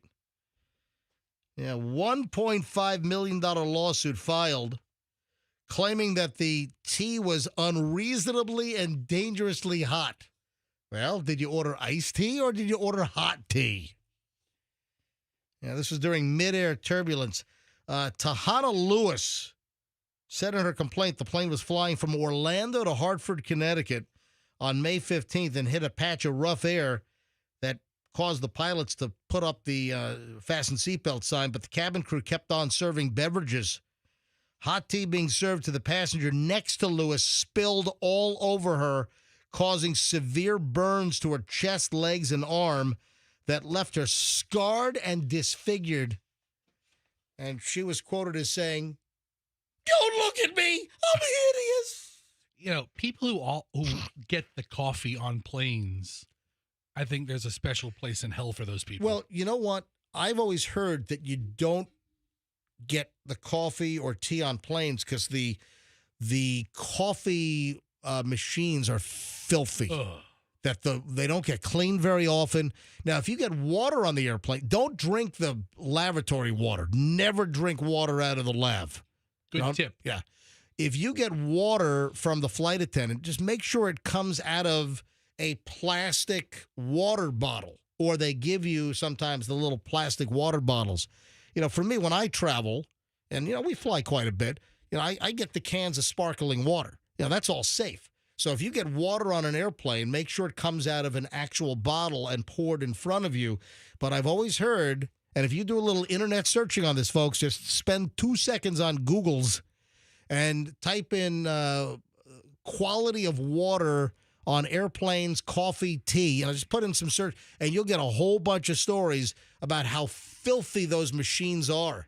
And you should, because that water's not coming out of a bottle. You know, maybe it might come out of a bottle originally. It's coming out of a hose. Yeah, it's going in a big tank. But the machines are like the coffee machines on board. They're not, and the hot water heaters are not supposed to be very clean. So here we go. Now this lady's suing JetBlue for $1.5 million. Speaking of drinks, you want to hear something disgusting and like nasty water? Is it drink related? Yeah, it is. Okay. This is booze and drink related. There is a social media thing going around and people are shooting videos. It's called the sink drink. And this is nasty. People, I want to go to phones on this actually. Has anyone been to a party recently? And I don't expect to get many calls on this, but I'll try. Has what? I mean, it's a sink drink sounds like something for a teenager or low 20s crowd. Yeah. You know, is it modern day hunch punch? Hey, hang on. Gen Z or millennial. That's why I don't know how many calls we're going to get. Although we have Gen Z and millennial listeners. 800-990-1047. Do you know what the sink drink is? Or maybe you don't, but I'm about to describe it and you'll say, oh, yeah. A sink drink. And if you've had a sink drink or you want to call in, 800-990-1047. 800-990-1047 is how you get in to the MJ Morning Show live right now. 800-990-1047. A sink drink is this viral trend where people are mixing up the drinks or the punch in the kitchen sink. So they're putting the stopper in, and they're pouring all the vodka and the punch, and they're throwing in the cherries, the orange slices, the floating fruit, the pineapple chunks. They're filling up the whole kitchen sink with the drink, and then people go by and just dip their cup in or use a ladle. Have you ever seen this guy on YouTube? Oh, my God. All right, bring this up. This is the tipsy bartender. Oh, I have seen it. He's popped up in my IG feed. He's really great. So here he is doing a sink drink. Go ahead. It's time! Look at this. Pouring the ice in. That's what I'm talking about. Got my ice in there, homeboy. Now let's mix. This is the sink. We got limes, strawberries, lemons, oranges, fruit salad. Now we gonna bust out some vodka. What we got here? Some tequila, okay? Let's go together. I just realized. So he's putting all this stuff in the kitchen sink. A big stainless basin kitchen sink in the kitchen. Got to multitask if you can drink. He put in the ice, the fruit, vodka, tequila, some rum. Now he's putting rum in there. Then he put in a whole box of like grenadine. Curious, okay? This is the only thing that had enough space to hold what we wanted to do. Amen. Got my Everclear. Tornado time. What is that? Everclear. Oh, now he's putting in Everclear like grain alcohol. 2 bottles of Everclear. He's got vodka. He's got rum. He's got tequila. He's just taking whole bottles. He's got like 12 bottles of liquor he's pouring in the sink. Oh, listen to this. Listen to only this. for the brave, son. Only for the brave. Yeah, only for the brave, because this is disgusting. And a sink is a total growth area for bacteria like salmonella, E. coli. The kitchen sink is one of the filthiest places in your house. Oh, yeah, he's putting schnapps in there. Oh, all my kinds of God. stuff. I'll let them swim. Don't worry. Enough for everybody. He's filling the whole damn kitchen sink with 24 bottles of alcohol. This peach vodka. Oh, now peach vodka. Triple sec. Triple sec. And why continue? All right, if you want to see this, it's on YouTube. Just type in the kitchen sink jungle juice. My house is always water, okay? So this is Hawaiian punch. Now he's putting in Hawaiian punch, a whole 2-liter bottle of Hawaiian punch. He puts like 6 There's of them in another there. Hawaiian punch. Oh, my God. Oh, my God. All right, if you want to see this, Hawaiian punch. This is 3 bottles of Hawaiian punch. So he's gallon size. This is the tipsy bartender, and it's the kitchen sink jungle juice. Tipsy bartender's great. Let's clean the sink, okay? But here's what he said. Hold on. It's an animal, so it's good. All right. Hold on. I cleaned that so good. Let's clean the sink, okay? We had fish in here yesterday, but I know what he said. He said we cleaned the sink. We had fish in here yesterday, but that's okay. All right, look at the phones. Phones are ringing, actually.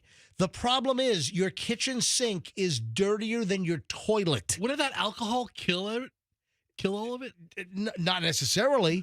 I mean, if you were to use your kitchen sink for this, you got to put in 5 gallons of bleach. Now he's putting in Sprite, or what is he putting in? He put in like a 2-liter bottle of Sunkist soda. Oh, Sunkist. And apparently he shook it up and exploded all over. So the warning here is the kitchen sink drink is a filthy bacteria breeding ground with salmonella, E. coli, that this is disgusting. All right, let me go to phones on this. Hi, good morning, MJ Morning Show. Who is this? Hi, this is Amanda. Hey, Amanda, where are you calling from? I'm calling from Tampa. All right, Amanda, how old are you? I'm 21. All right, Amanda, have you been to a party with the kitchen sink drink? MJ, I haven't been to a party that didn't have a kitchen sink drink. Oh, no. Oh, no. Oh, Josh. Did you realize, Amanda, that the kitchen sink is one of the filthiest areas of the house? I do. Did you drink out of the kitchen sink drink at every party that you go to? Not everyone, but I will say I feel like it's safer to drink it when it's full instead of, scraping the bottom of the sink and trying to catch all the dirt and grime at the bottom. Amanda, now that I've visualized this a little more, that E. coli, salmonella, just all kinds of filth, are you inclined to, at the next party, dip a cup in the kitchen sink drink? I think I might be making my own drink at the next party. But MJ, come I will on. say the only thing that is worse in my mind is they make a lot of kitchen sink drinks in the bathtub. Yes. Oh, God. That is so gross. So MJ, you got people peeing in the bathtub. They're standing there with their damn feet in the bathtub, and oh, that's disgusting. Amanda, where do you go to college? I probably can't. It's a small private school up north. All right, you're on summer So break. we don't have a lot of we don't have a lot of bars up there, so it's all frat parties, and they all love to make sink drinks. You're 21, so you almost done? What's that? Are you almost done? I have one more year left. All right, so senior year coming up. What's your major, Amanda? Broadcast media. All righty. Change it now. Yeah, it's a tough field these days. You do know that, right? Change it now. I do. Yeah. Anyway, if we can help you out, if you want to hang in the studio, if you want an internship, you just want to hang for a couple of days, we'd be happy to have you in here. You got it, definitely. Yeah, if you're around for the rest of the summer, just shoot me an email, mj@mjmorningshow.com. I'm happy to help a broadcast media student out. I appreciate that. Hope you guys have a great morning. All right, Amanda. Have a hope great you day. Don't have any sink drinks in your future. All right, I'm not doing a sink drink. Oh, come on. The next MJ party? Thanks. That'd be great. All right, there we go. 21-year-old Amanda. Here's Amelia in St. Pete. Amelia, hi, you're on the MJ Morning Show. Hi. Amelia, when's the last time you had a sink drink at a party? It wasn't a sink drink. It was a tub drink. Yeah, there we go. drink. Yeah, same. Yeah. Ugh. And how long ago was that, Amelia? like 2-3 weeks ago. Oh, great. Amelia, how old are you? 17. Wait a minute. You're 17 and you had an alcoholic beverage out of someone's bathtub? It wasn't alcohol. It was regular, just punch and juice and stuff. Oh, that's even worse because the alcohol maybe could kill some of the bacteria. Yeah. All right. So, Amelia, did you think about people like standing in the tub, or they're sitting in the tub and their butt is on the tub floor, their feet are on the tub floor, maybe they whizzed in the tub, and here you're drinking punch out of the tub at someone's house? I didn't care. All right. Hey, good for you. Amelia, thank you. Do you listen to us regularly, Amelia? Yeah, with my grandma. Oh, that's awesome. Thank you, Amelia. Have a great day. I appreciate it. So, You MG, too. back in my college days, There you go. 17. She was 17. The other caller was 21. when I graduated high school, the next couple of years, I never went to the University of Florida, but we would drive to UF during rush week and act like we went to the University of Florida, so we would go to all the parties. And tub drinks were the thing. I remember I had a couple parties at the Tau Kappa Epsilon house, and it was crazy, all out of the tub. It's 8:28. I don't know if Chloe's at work yet. I don't know if she can talk. Hang on. Calling Chloe. Probably going to give me crap about the... Hello? God, I'm at work. Oh, well, it's 8:28. I thought you don't start work till... Oh, what time does work start? 8:30. All right, You have a minute and a half. you got a minute before work formally starts. Speak. All right. Have you ever had a sink drink or a tub drink at a party? No. You've never been to a party where they made the drinks in the sink or the tub? No. Oh, that's good. You sound annoyed at me. Yeah. Sounds like you're lying, Chloe. All right. Well, work starts in 1 minute. Okay, and I've already started working. Oh, okay. So you're trying to get some brownie points by starting early? Goodbye. What is she? Look at You that. talk on the phone at work? Look, she's starting early. Look, she's even at her desk working early. All right, so, folks, there's no way I'm going to drink booze out of someone's freaking kitchen sink. That is just disgusting. I would rather drink out of their toilet Would you? like a dog. Let's put that to the test. Come on over. I'll have 2 drinks. All right. A couple of things here regarding Generation Z. And I tell you what, I do some of this, and I'll explain. It's actually the second story. So, Generation Z, which is the generation born from 97 to 2012. 1997 to 2012 is Generation Z. So, Chloe was born in 2001. She's smack in the middle of Generation Z. Okay. Let's call her back. Let's get her on the line. No. Come on. Generation Z are claiming they're burned out and they're going on sleepcations. You go on vacation or you just stay home and you sleep. Dude. I mean, if I go on vacation, I'm not sleeping. I can sleep for a whole lot cheaper at home than going somewhere on a sleepcation I want to be somewhere tropical to sleep all day. That's a real thing, man. We've taken trips before where the only thing my wife cares about is the resort or the hotel or where we're staying. Yep. And she doesn't care where we go because she's not going to leave. She wants to relax and laugh. I was like, are you nuts? And that's a real thing. That's what a lot of people want to do. I don't get it. Sleepcation. I'll go to phones on this as well. Are you a sleepcationer? Do you go on vacation? Do you travel away from home to sleep? Why? Even Roxanne said it before. Just a luxury is just to get a hotel room for a night or two just to do nothing. 800-990-1047. 800-990-1047. I got to take my temperature. I'm going to be all paranoid and nervous now with Roxanne out sick. Yeah, she sent the text this morning. I saw it. She sent it at 3:53. She's not feeling well. She's sick. She's not coming in. So I grabbed my little mini digital thermometer out of extreme paranoia, and I'm going to be taking my temperature probably every 10 minutes for the next 4 days. Yeah, hopefully she doesn't have COVID. All right, let's go to phones on this, seriously. And I'm going to take my temperature in just a second. Because I'm going to probably have the phantom fever, where you feel like you're hot and then you're like, I'm like 2 degrees under. And Roxanne won't pick up the phone. I want to know if she took a COVID test. Because a week from today, I'm going to Little Cayman to do scuba diving. All right, 800-990-1047. Let's hit a couple of calls here. Are you a sleepcationer? Do you go on vacation to sleep? I don't get that. To me, that seems like an extreme waste of money. Just stay home and sleep on your couch. 800-990-1047. Do you go on sleepcation? I'm telling you, that's a real thing.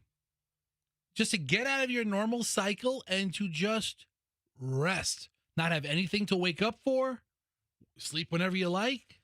Not go crazy. But people are going away on vacation to sleep. I don't understand that. If you're going away, then you ought to be using every waking moment to experience where you're traveling to.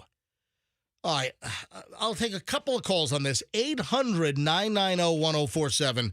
800-990-1047. Are you into sleepcations? A vacation where you sleep. And then I have another vacation-related item, which I totally do this. And I've been doing this for years. This is nothing new. I love doing this on vacation, in a foreign country especially. Dave in Clearwater. Hi, Dave. You're on the MJ Morning Show. Hi, Dave. Yeah, hi. I had a good friend of mine I knew that would not only go on staycations to sleep locally in the area and just get away from the house, but at the house, she would spend 75% of her time on the weekend sleeping the whole weekend through. Couldn't even get the girl to go in and talk to her doctor about it and anything. She loved it. I used to tease her and tell her, oh, at least you're living all your dreams, because she literally was. Yeah, living your dreams. Living all her dreams. Well, maybe she had narcolepsy or something.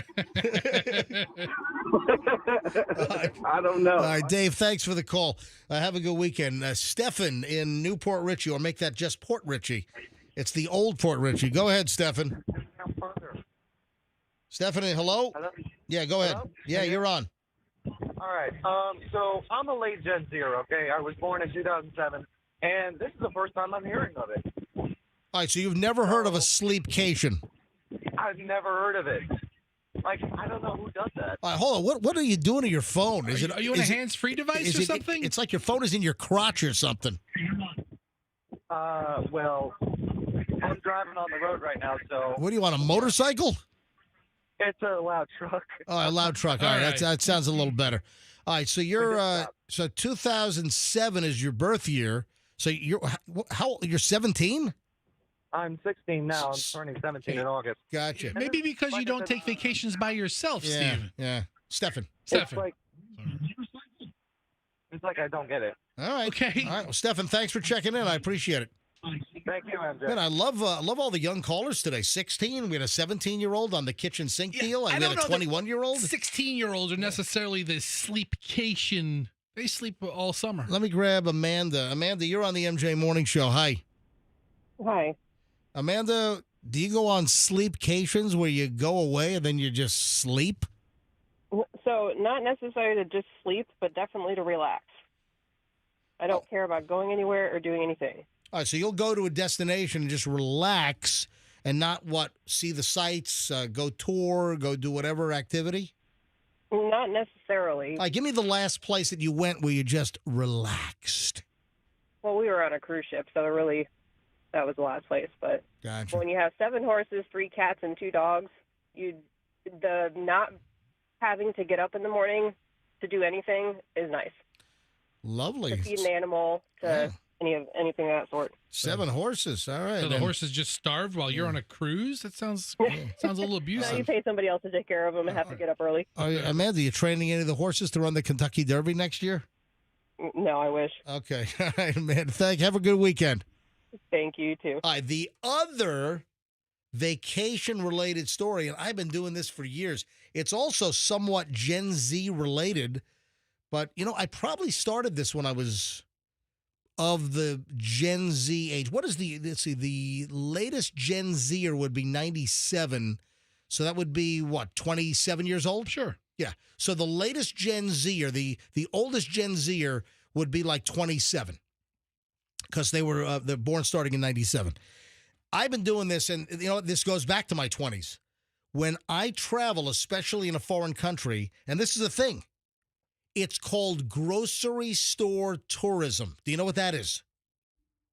Is it where you just walk around the grocery store and see all the brands that you can't get in America? Yep. You go to you're in a foreign place and you go into the supermarket and just walk around and check out what they have in foreign grocery stores. Absolutely. So this is a thing that's catching on with Generation Z, and it's grocery store tourism. And you've got the Gen Z crowd that is saying that going to supermarkets in foreign destinations is part of the sightseeing experience, that it counts as sightseeing. Absolutely, it should be. And guess what? I've been doing this for years. Michelle and I, whenever we would travel, this is back in our 20s when we used to travel. Always, wherever, to this day, I still do it. I've never stopped doing it. I love, if we go to Japan, go into a multitude of supermarkets. I feel that way when I walk down the international aisle of Publix. Yeah, you see all these brands you don't normally see on the shelf. Yeah, like what, the El Paso taco shells? Okay. Yes. It was on sale last week, BOGO. I got 2 of them. Sure you did. But this is a deal. I love, like Italy, I love the stuff you find in Italian supermarkets. Like we found this, I was first turned on to parchment crackers by going into a supermarket on Sardinia a couple of years back. And there are these famous Sardinian baked parchment crackers, and those things are incredible. I think like Mazzaro's Italian Market, they sell some of the, if you want to try something great, that's the brand right there. Yeah. That's those are right there. It's D'Italia? It's Cecchi Alghero. Right there. It says Sardinian or regional flavor. And it's you can buy it for $6.50 a box. Yeah, man. This brand, this is the one I bought on Sardinia, and they're made on Sardinia. It's Pergamena de Pane, Sardinian parchment crackers. Folks, if you want something delicious, find Sardinian parchment crackers. And I think like Mazzaro's Italian Market in St. Pete, I think we purchased some there as well, but I love this particular brand. Okay, they sound like a dry, flat cracker. It's like thin, like paper thin. They're fantastic. It sounds like what they give like prisoners, like food and water. No, you stop it. Really sounds terrible. It's not. These are fantastic. And Michelle was buying some online as well, and then she stopped doing it. Michelle, if you're listening, why are you not buying the parchment crackers anymore? I forgot about it. Look at this, $6.50 a box, free shipping on $129. It's a little high. Order 40 boxes. Yeah, have at it. Order 40 boxes so I get free shipping. Yeah, tell you what. Let me spend $2,000 to get $18 worth of free shipping. If you buy 15 boxes at $6.50 each, you'll be close to the number. But this is a deal, folks. I'm telling you, I love it. I do it to this day. I've done it since I was like a teenager. I do it every time we go on vacation, especially foreign destinations. I love going into their supermarkets. I do it when I travel just out of the regional area. If you travel to the Midwest, the supermarkets have different brands. Yeah, like I think it's connected to Aldi. Like overseas, there's a Lidl. It's Lidl. I think it's the same company as Aldi. Okay. Same kind of concept. So, speaking of food and travel and foreign crap, you've heard me say that I don't. Like, for instance, I try to avoid buying products from China. I know it's very, very difficult, but when we can, I try to avoid, like, for instance, we're shopping now for a new kitchen faucet. We've got an old, our Growy faucet is 18 years old. It's peeling. It's not working right. I got the Tampa City water scale. It's time for a new kitchen faucet. Okay.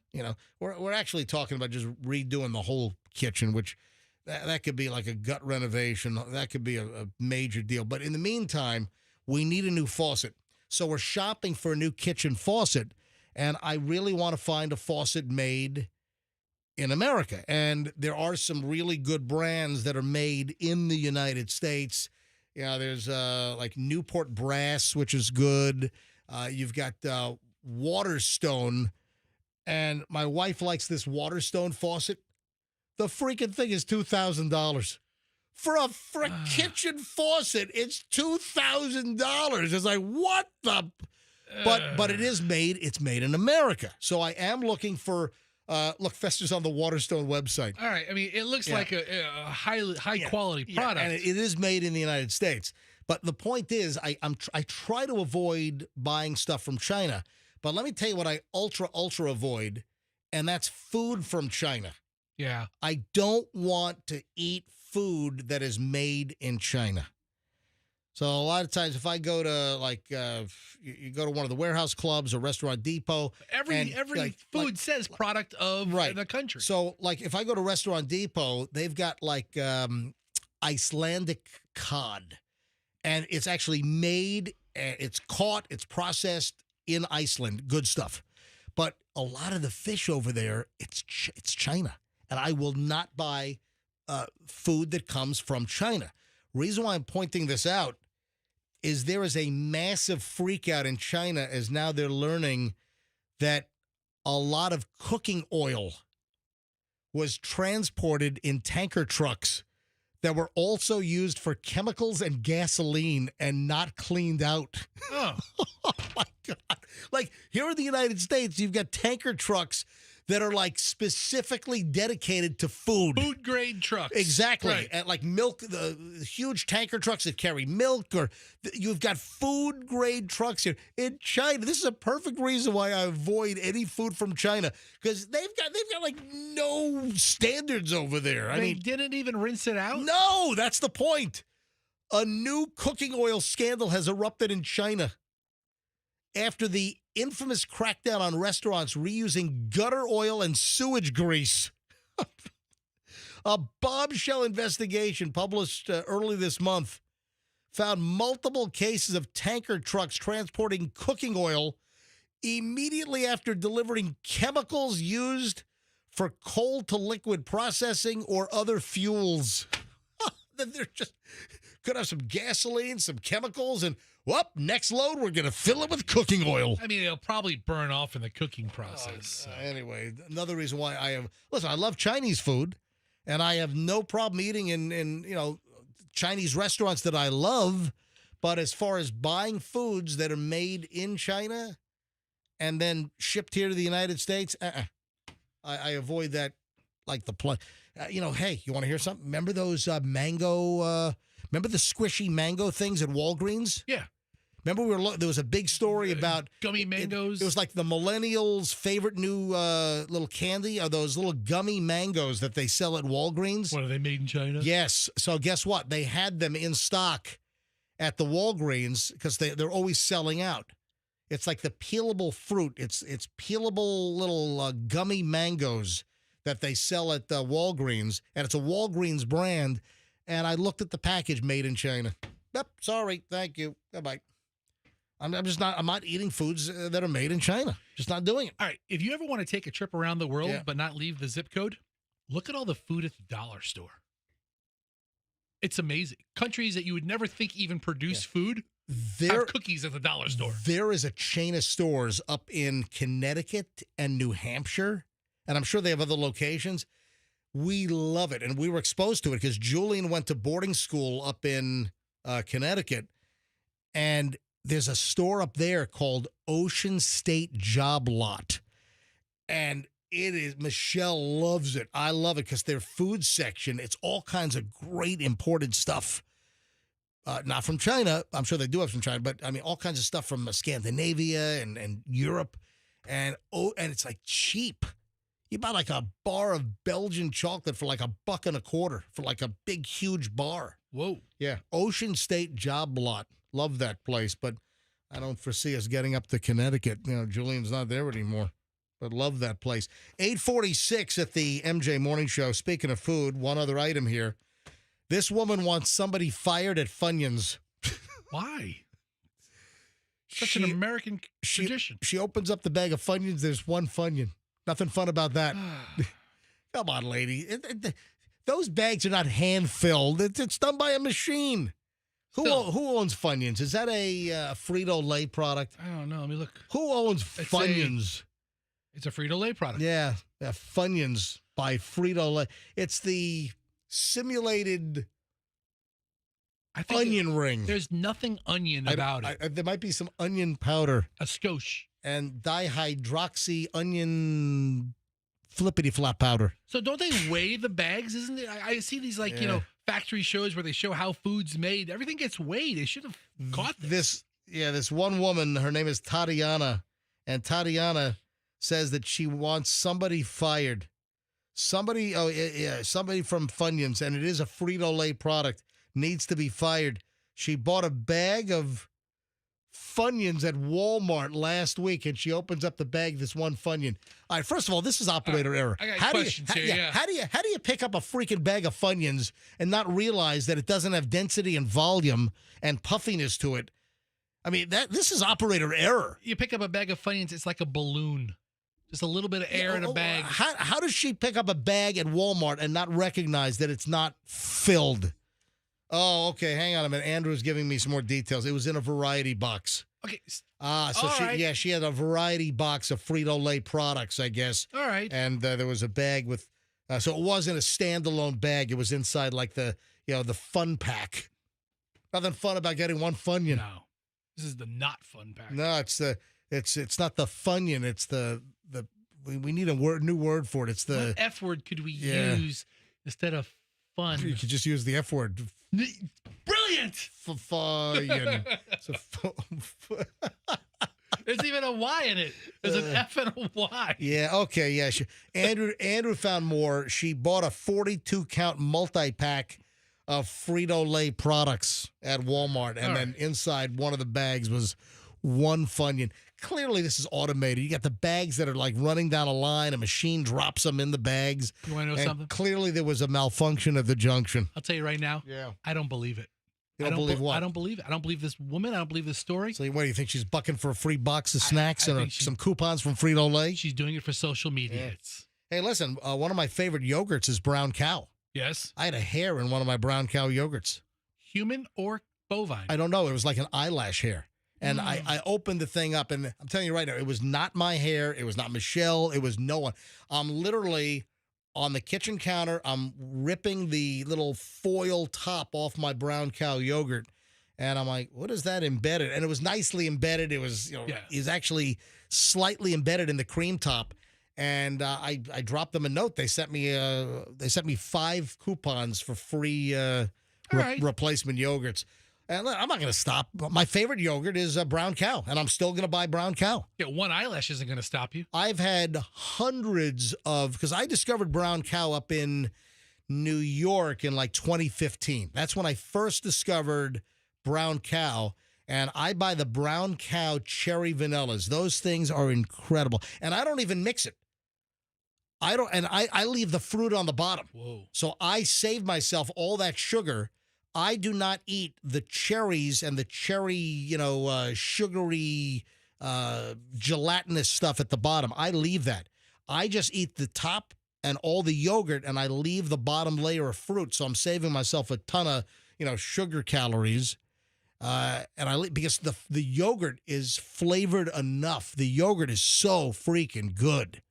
And, finding a little eyelash hair or whatever it was in my yogurt top, that doesn't dissuade me. Question. So, again, I love Brown Cow cherry vanilla, which you can get at Whole Foods, Sprouts, and Rolling Oats also. For whatever reason, Publix won't carry Brown Cow. Publix, what's wrong with you? Why doesn't Publix carry Brown Cow? Anyway, yes, Fester, what's the question? And we got a break. We're running late. You scooped out the eyelash hair. I did. No, I did not eat that particular one. You didn't scoop out the eyelash hair? You didn't finish the rest of the cup? I know that you would have eaten. I would have eaten it. You would have just taken out the eyelash hair. Yeah. And then you would have just eaten. That's why your body has an immune system. I discarded that particular one. An eyelash hair is not going to get you. Yeah. But I have no problem. I still buy the product, still love the product. All right, 8:52 at the MJ Morning Show. MJ and Fester, Roxanne is out. She's sick. She better not have COVID. So I'll try her again in the next segment because she wasn't picking up at all. Sent us a text at 3:53 this morning saying she's not coming in. She's sick. She tipped Fester off like 9 o'clock last night that she was feeling ill. It better not be COVID, especially since I'm leaving in a week. to go scuba diving. All right, 8:52. We've got virtually an hour to go next here on the MJ Morning Show. Etsy, the online marketplace, Etsy has banned a genre of products, and the creators of these products are pissed. They are angry. What category has just been banned on Etsy? We'll get to that in just a bit. Also, if you use rideshare apps, use Lyft or Uber, I have a big warning for you. And what is the stripper economy? Got to talk about the stripper economy coming up in just a bit. Also, the buzz on this new Nicolas Cage movie, Long Legs, is just growing and growing. And I saw a review for this new Long Legs, which opens up, I think, today, right? I think today Long Legs opens up. You know, I've not been to a movie theater in a long time. Is this going to get you in? Well, maybe so. I didn't know you were that into horror movies. You know, it's not. All right, hold on a minute. Is it a suspense movie or is it a horror movie? They're calling it a horror movie, but it's like a serial killer and an FBI chase for a serial killer. The movie, Long Legs, is supposed to be unbelievably good, like 100% Rotten Tomatoes. It's supposed to be an amazing movie with Nicolas Cage. All right, hold on. We have a lot to cover in the next segment. I said we were running late, and I'm just going on and on here. All right, 8:53. We're back in a minute here on the MJ Morning Show on Q105. My friends at...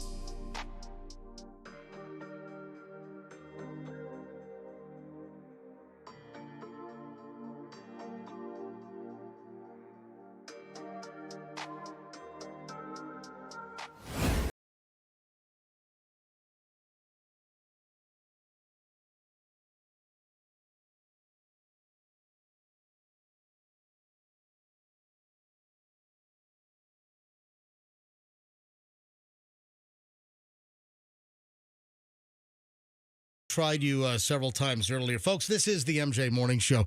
You know, that gets people attention. If they hear a dial tone in the middle of a song, and then they hear the phone ring, no one's tuning out of that. There's nobody is tuning out of that. That's why I did it. All right, so you got the MJ Morning Show on Q105. It is 9:05. Roxanne, you apparently tipped off Fester you weren't feeling well about 9 o'clock last night. I then saw a subsequent text, which you didn't tip me off early, but you sent out a text at like 3:53 this morning. You're not feeling well. Yeah, and right now I'm trying to find somebody to cover my midday shift. So if any takers in the room, Fester. Oh, I'll do it. If you guys want to jump in there. What is wrong with you? I'm a little concerned here. I just mentally I'm a mess, but no, I'm just kidding. Fever and oh no, headache. All right, you know the big question. Hold on a minute. Did you take a COVID test? I've barely gotten out of bed. I don't know if we have one. I mean, I'm sure we have one. Can you do me a favor? Could you go find one right now? No, I can't. Because I'm going scuba diving in a week, and I don't need you to have COVID, and hopefully I'll take one. I promise I'll take one. I promise I'll take one and let you know. What is your fever? Like 101.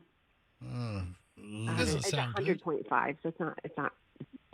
Yeah, because COVID is going around. You know that, right?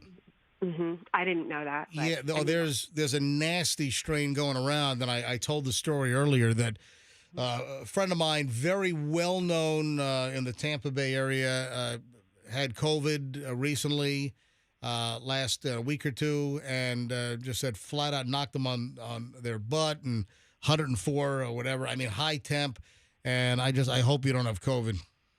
I don't think I'm not going to worry about that. I don't think that's anything for you to worry about. And I think another reason it's not for you to worry about is because you and I both sat in that room with the COVID twins who both had it and we didn't get it. So yeah, hang on a minute. I brought a thermometer in this morning. I'm going to take my temperature live on the air right now. Oh, that's riveting. Yeah, riveting so radio. I have a listen. Is that a rectal thermometer? No, I was about to say because then I'd really tune in. Yeah, it's an oral. So you want me to jam this up my? Listen, if you were doing that would be something else. Jam this up my butt. Is that? So, is it the rectal one? No, it's not a rectal. It's wouldn't that be so much more interesting, Roxanne? And I just turned it on. I have an L for low. Let me stick. My stomach hurts. Don't make me laugh. I'm going to stick it in my mouth. Hold on. So, Roxanne, you currently have. By the way, if you're watching MJ TV right now, there's thermometers in my mouth right now. Talking is not going to give you an accurate reading. You have to be quiet. MJ, Roxanne currently has a low-grade fever. You're right between low grade and moderate. Yeah. Because low grade ends at 100.4, but then it starts at 100.6. So if you're at 100.5, you're between low grade and moderate. Roxanne, a couple of questions. Healthy. Have you had any seizures? No. Have you had loss of consciousness? No. Confusion? No, I mean, yes, kind of. I mean, I've been knocked out. How about confusion? It sounds like you've always. had stiff neck. As a matter of fact, yes. Trouble breathing. Not neck, but like up or behind my ear. Hang on, temperature's done. All right, I'm 98.1. All right, so I'm under. I get a lot of 97s. I'm a cold dude. All right, hold on. I got more symptoms to ask. Hang on a minute. Back to the temperature. What does it say about having a temperature of 104.7? So that's a high grade fever. 102.4 to 105.8 is Roxanne's got 104.7. She's got a fever. She can't come to work today. You all right? Roxanne, do you have trouble breathing? No. Severe pain anywhere in your body? Yes. Yes. Do you have any abnormal discharge? Yeah, any bodily discharges? Just out of my belly button. That's kind of hot. Okay, so you might have a flu, according to Google. Yeah. Okay. According to the Google. Or you have inflammation due to rheumatoid arthritis. Right. I'm heading in that direction, I'm sure. Yeah. Sounds about right. All right, do me a favor. Can you please, where do you keep the COVID tests in your house? Somewhere up in a cabinet stuffed somewhere. But can you go get that? Can you get that right now? No, I can't. Where's Dig Dug? He's with the kids. Where are they? I don't know. I said, get out of here. I have no idea. They might be here. They might not be here. I don't know. She's in her bedroom. Can you text Doug right now and say, Doug, bring me a COVID test? Does he know where they are? Yeah, I'll text him. Text him right now and say, Doug, bring me a COVID test right now. Because I got to know if I'm under potential threat of infection by you. All right, so listen, you have to drink plenty of fluids, eat light foods, get plenty of rest, take some kind of ibuprofen or naproxen or something. And then take that test and then send me the picture. I don't trust you just saying, oh, it's negative. Send me a picture. All right, I'll send you a picture. All right, no, seriously, get a test right now, and I need to know what's going on. But we still have we have 40 minutes or 35 minutes left in the show. Okay, let her go.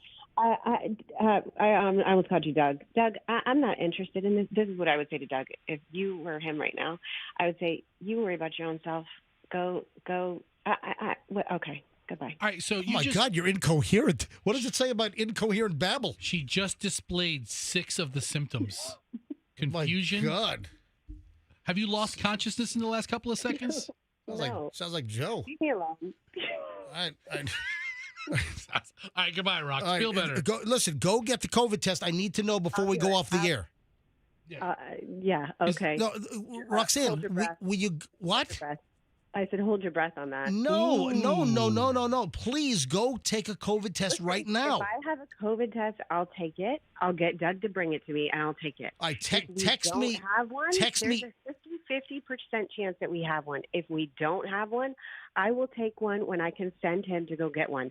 But I'm not going to put a timeline on myself right now. I'm trying to fill someone in for middays right now, which is a big pain in the butt. Well, and you know what? Because there are 3 employees left at this whole radio station. Yeah, not your fault. Right. So, Fester, all jokes aside, I would love it if you would do middays today. Talk to Andrew after the show. You'll kill it. You'll have fun. Fester can't do middays. Oh, yeah, that'd be great. All right, here comes Phil Collins on the cue. Yeah, that's great. Roxanne, listen, go find the COVID test and let me know before the end of the show. I got to run. Good luck with and that. I hope right. What do you mean good luck with it? I hope you feel better, and you're giving me a good luck with that. All right, I'll get right on that. This is what us number caring one looks like. priority after I find a fill-in for myself. All right. Goodbye. Okay. Goodbye. Tell you what, you want to see ratings shoot through the roof, have me do middays. Yeah. Oh, God. All right, some Def Leppard up next. Keeping it hot here on the Q. Yeah. It's a problem when you don't have like 3 people working. When you like get rid of everyone on the radio station, it's kind of, Hey, Rico, come on in early. All right, 9:12. Rico, we need you. 9:12 at the MJ Morning Show. Long legs, man. I was wondering whether the early hype on this was just that, because there have been plenty of times where PR companies and the hype machine was rolled out and the movie's a dog, or really, you've got these professional publicists and PR firms, and that's what they do. They're paid to drum up business and interest and buzz, etc. Planting stuff on social media, getting influencers to talk about stuff. So a couple of months ago, there was this buzz that began on this movie Longlegs. And it's like, oh my God, it's going to be the movie of the summer. It's the scariest thing. It's this, it's that. And hey, give me the phone number again. Give me the Nicolas Cage, answering machine voicemail thing. Right, give me a second. I'm going to call that up. So Longlegs with Nicolas Cage, apparently the hype is being fulfilled, and it is supposed to be fantastic. And it opens today in theaters near me today. And I just saw a review, Johnny Oleksinski, New York Post. Johnny Oleksinski? Yeah, he's a New York Post reviewer. Never heard of him. And it's not a long movie. It's 101 minutes. So an hour and 40 minutes? It's not even a 2-hour movie. So this thing's going to roll by pretty quickly. And it opens today. Longlegs, a gripping horror film about a mysterious Oregon serial killer on the loose. Freakish title character easily ranks among Nicolas Cage's strangest roles.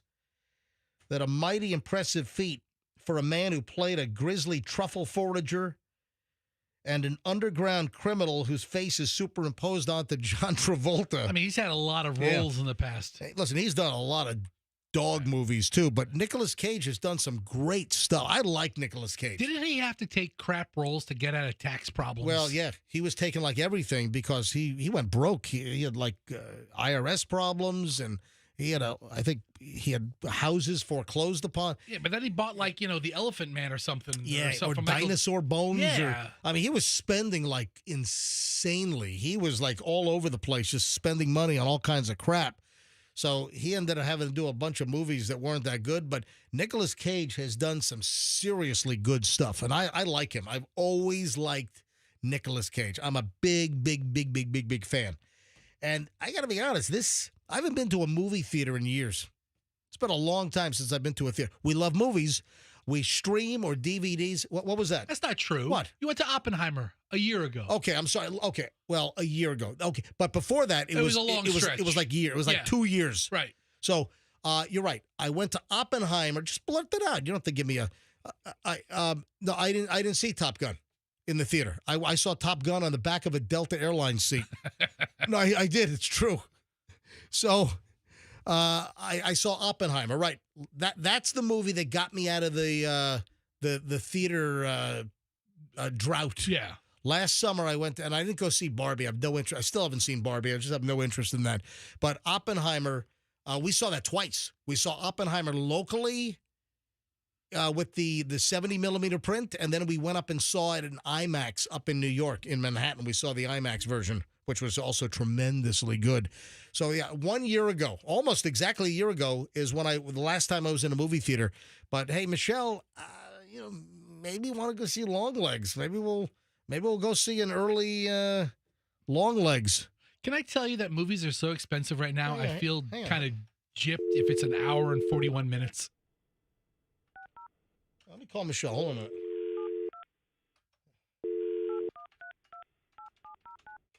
I keep misdialing over here. Hey, Fester, bring up in another tab. Let me know what's the first showing of Longlegs this morning at AMC West Shore. See if it's playing there. Yeah, I think it's 100% on Rotten Tomatoes. All right, hang on a sec. Hey, Michelle? Yes. Hey, why don't we go see Longlegs, the new Nicolas Cage movie, like old times, right after the show today? Maybe. No, come on. Fester's looking it up. Where is it? Can Fester and Allison go? No, he can't go. I don't want to go. I mean, I'd go with you anytime. It looks like it's 91% on Rotten Tomatoes. Is that what you have, Andrew? 91%? All right, so Longlegs is 90. Is it a scary movie? Yeah, it's supposed to be I don't know. You're going out of town. That's not a good No. Not till next week. Will you stop it? All right. There's a 10:40 a.m. with on-screen subtitles. I don't want that. All right. Then there's a 2:10 p.m. I got to wait till 2 freaking 10? 11 a.m. at AMC Veterans. All right, that's what we'll do. Hey, Michelle, let's go to AMC Veterans at 11 a.m., all right? Maybe. No. Get ready. Let's go see. I want to see Longlegs. Let's go. And there won't be a lot of people in there. I'll put the mask on because I don't want to get COVID before I go scuba diving in a week. Oh. And it's kind of floating around. So maybe this isn't the week to go to theaters. No. But listen, there won't be a lot of people in there at 11 a.m. All right, so let's go see Longlegs at 11 a.m. I mean, literally, I'm going to come right home. The show ends in half an hour, 40 minutes. I'll roll right home, and we'll go see AMC Veterans 24, 11 a.m. Longlegs, okay? Are you sure Fester and Allison can't go? They can't go. They got the kids and everything. Why don't you take Hadley? She'd love to see Longlegs. Yeah, that's oh, my right. gosh, Yeah, I'm not going to take her to this. Bring a 12-year-old to a rated-R serial killer movie. That's great. All right, Michelle, get ready. We're going to see the 11 a.m. at Veterans 24, all right? We'll see. No. It's a date. It's a plan. Let's go. And get me a mask. I'm wearing my K94 or whatever that thing's called. Great. Could you inform me a little sooner? I just came up with this idea. Michelle, you got almost 2 hours. Let's go. Come on, hop to it. Let's go. Chop, chop. All right, movie date, 11 a.m. All right? All right, goodbye. Yeah, a movie date, horror movie in the middle of the afternoon. Fester, go click on. Can you see what the seats look like? Okay. No, that's the wrong one. You did that was. I did 11 a.m. No, but you did that. Hold on. AMC AMC Veterans, 11 a.m. All right. I did the right one. Yeah. A couple of seats in the middle might already be taken. But you got to get these seats right over here, a couple rows back. All right. So those. Oh, the place is wide open. 1, 2, 3, 4. It might be 10 tickets sold so far. Oh, the place is wide freaking open. Oh, this is a great time to go see this movie. I don't know that the walk-up traffic's going to be that huge. That's 11 a.m. Yeah. All right, leave this up because I'm going to buy my tickets so I get good seats. I'm going to go buy them during the commercial break. Okay. All right. So Long Legs, the reviews are fantastic on this thing. And they're saying that Nicolas Cage is like totally creepy. It's, again, I think of Silence of the Lambs. I remember when I saw Silence of the Lambs back in, 90 or 91? And that movie gripped me. The first time I saw the Silence of the Lambs in the theater, I was on the edge of my freaking seat. One of the best movies I had ever seen, and I couldn't wait to see it again. And I don't see movies twice very often. But this Long Legs, it seems, has some similarities as far as the gripping you and sucking you in. It seems like, for me, everything I've read, it's like similar to that Silence of the Lambs type feel. Different story, but also about a serial killer up in Oregon. So Nick Cage, come on, buddy, bring it home. I haven't been to the theater in a year since Oppenheimer, and Nick Cage is going to drag me out at 11 a.m. this morning. I don't know. Guess what? If Michelle doesn't go, I'm going on my own. You know what? Stacy from Largo is going to meet me. Oh, she will. She will. Stacy, no talking in the theater. Number one fan. All right, 9:21. 9:21 at the MJ Morning Show. We have the final segment. I got to get into the Etsy ban. Also, the stripper economy. Yeah, we have some lights flashing red, and the strippers know. All right, hold up. We'll explain in just a minute. So we got a lot, just scratching the surface. I got a lot to cram in the final segment here on the MJ Morning Show. Next, here on Q105, stand by.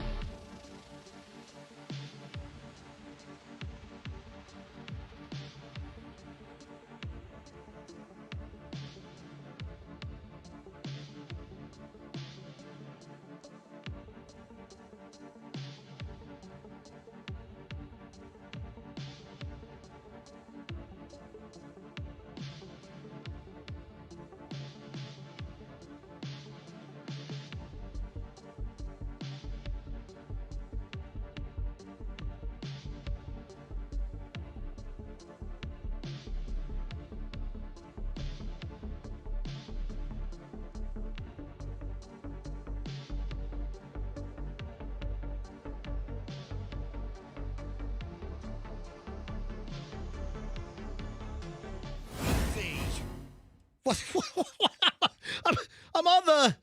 What the heck? All right, 9:29 at the MJ Morning Show.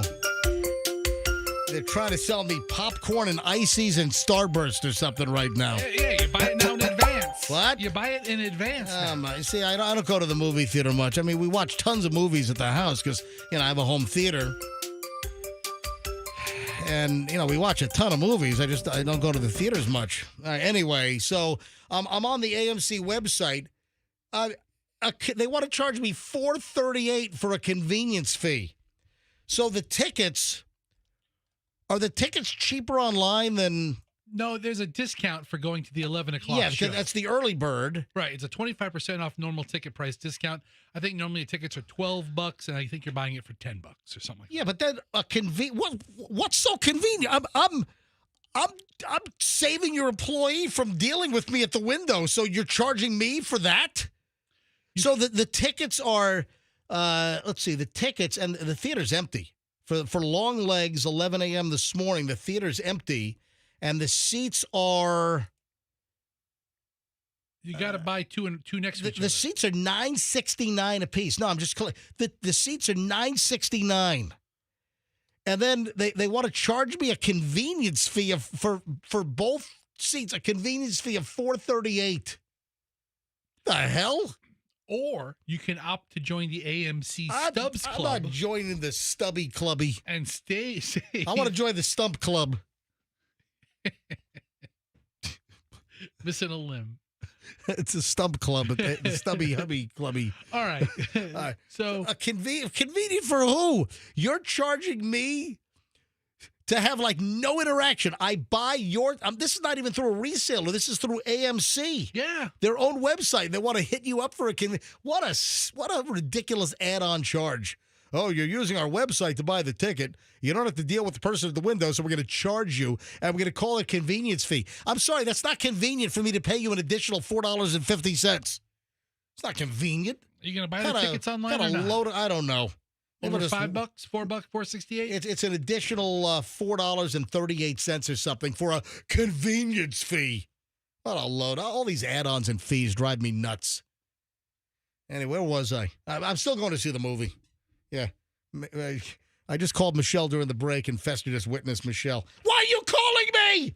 She was really because she's like getting ready now because I just sprung it on her, but it's still 2 hours. Listen. The movie has a published start time of 11 a.m. You know there's 20 minutes of trailers. Yeah. We don't need to walk in until like 11:15 or 11:20 for the movie. I don't want to sit there for all the trailers and everything and all that stuff. If there's a movie I want to see, and I'll tell you what, this is getting me out to the theaters for the first time in a year. Last movie that got me out to the theater was Oppenheimer. I hope you enjoy it. I put that movie over the top last summer. Michelle sounds delightful today, and I'm sure you're gonna have a lovely time. No, listen, I'm gonna have a lovely weekend with Michelle. All right, Etsy. What do you call it? It's like the arts and crafts. Hang on, Michelle's calling me. Hang on, hold on. She just she's calling you while we're on the air. Yeah, well, if she calls me, it means that I need to check my texts. Hang on, what did she just text me? Hang on, maybe she's calling. Yes, Michelle, I'm on the air. Hello. I am not going there in time for the previews. What now? I don't go to the movies unless we go for the previews too, and you know that. Oh, Jesus. So you got to be there by like 10:55 or 10:50. Yes. Popcorn and a cherry Coke. I mean, they have the large popcorn and 2 drinks add-on for $25.47. I don't want to drink. Get that. Fester, add that to the tab. No, I don't. It's 2 large drinks. I don't want to drink. I don't drink. Well, you're not drinking out of my drink. You know what? That's a rule. I'm not drinking out of your drink. You always try to in the theater. I'm not taking a sip of your cherry Coke. You are not drinking out of my drink. All right, you know that's a rule. Right, so we're like getting like the matinee or the early tickets are $9.69 a piece, and then online they want to charge us a $4.50 convenience fee. What? That's unfortunate that you have not purchased movie theater tickets in the last like 10 years. But that's been there for a long time. Buddy. How is it convenient for me to them charge me $4.50 to buy tickets on their website? How is that convenient? Because you're picking your seat ahead of time before you get there before the mad rush when there's no seats available. It's not going to be a mad rush at 11 a.m. Well, that's on you to pick the time. I can't help it. All right, fine. All right, get ready. I'm coming home. We're going right to the theater. We'll leave it at 10:40. Bye. Bye. All right. Sounds like pleasant. Yeah, it sounds like a real fun way to spend an afternoon. Oh, she's fine. I got 30 years of this under my belt. All right. Wow. All right, where was I? I don't even know. Oh, I mean, Etsy. Between you complaining about this convenience charge and her taking a piece out of you just now. Hang on, man. Let me get my seat. I see the seats I want. Hang on. +1, +2. What's going on? Why is this thing not letting me select anymore? I don't know. What'd you do? Did you break it? I didn't touch it. All right, go to the. I'll try to do it while you do your Etsy thing. No, scroll up. Take me to the other theater. Where do you select veterans again? Select veterans, and I got to buy. Fester, you're like going out to Google. I don't know. Just go back to where you were. I'm trying. All right, go. All right. Anyway, so Etsy, the Etsy Betsy Spider. So Etsy is what do you call it? It's like Etsy's like arts and crafts. That's how it started. Homemade stuff, just homemade like craft show type things that you'd manufacture at home. It's grown to be a lot more. Yeah. But yeah, that's what Etsy really is. You know, things that people make. I remember a couple of months ago we had a story about a country and western singer who somebody was making like a mug and they sold it on Etsy and she got a cease and desist. So yeah, that's what Etsy is. All right. Are you getting there with this ticket thing? Yeah, 2 tickets, $19.38, and a convenience charge of $4.38. Are you gonna get the drink combo? No, pack? I'm not. I don't want to drink. It's gonna be more when you get there. I don't care. She can just a la carte the damn thing. 2 tickets, because I don't need 2 drinks. How much were the drinks? It was like another $25 for the popcorn and 2 drinks. Yeah, was it like 25 additional bucks? Do you want to try to smuggle something in? Payment method. I guess I can do PayPal. Okay. That's what I'll do. I'll PayPal it. Okay. All right, pay with PayPal. All right. What's going on? I just...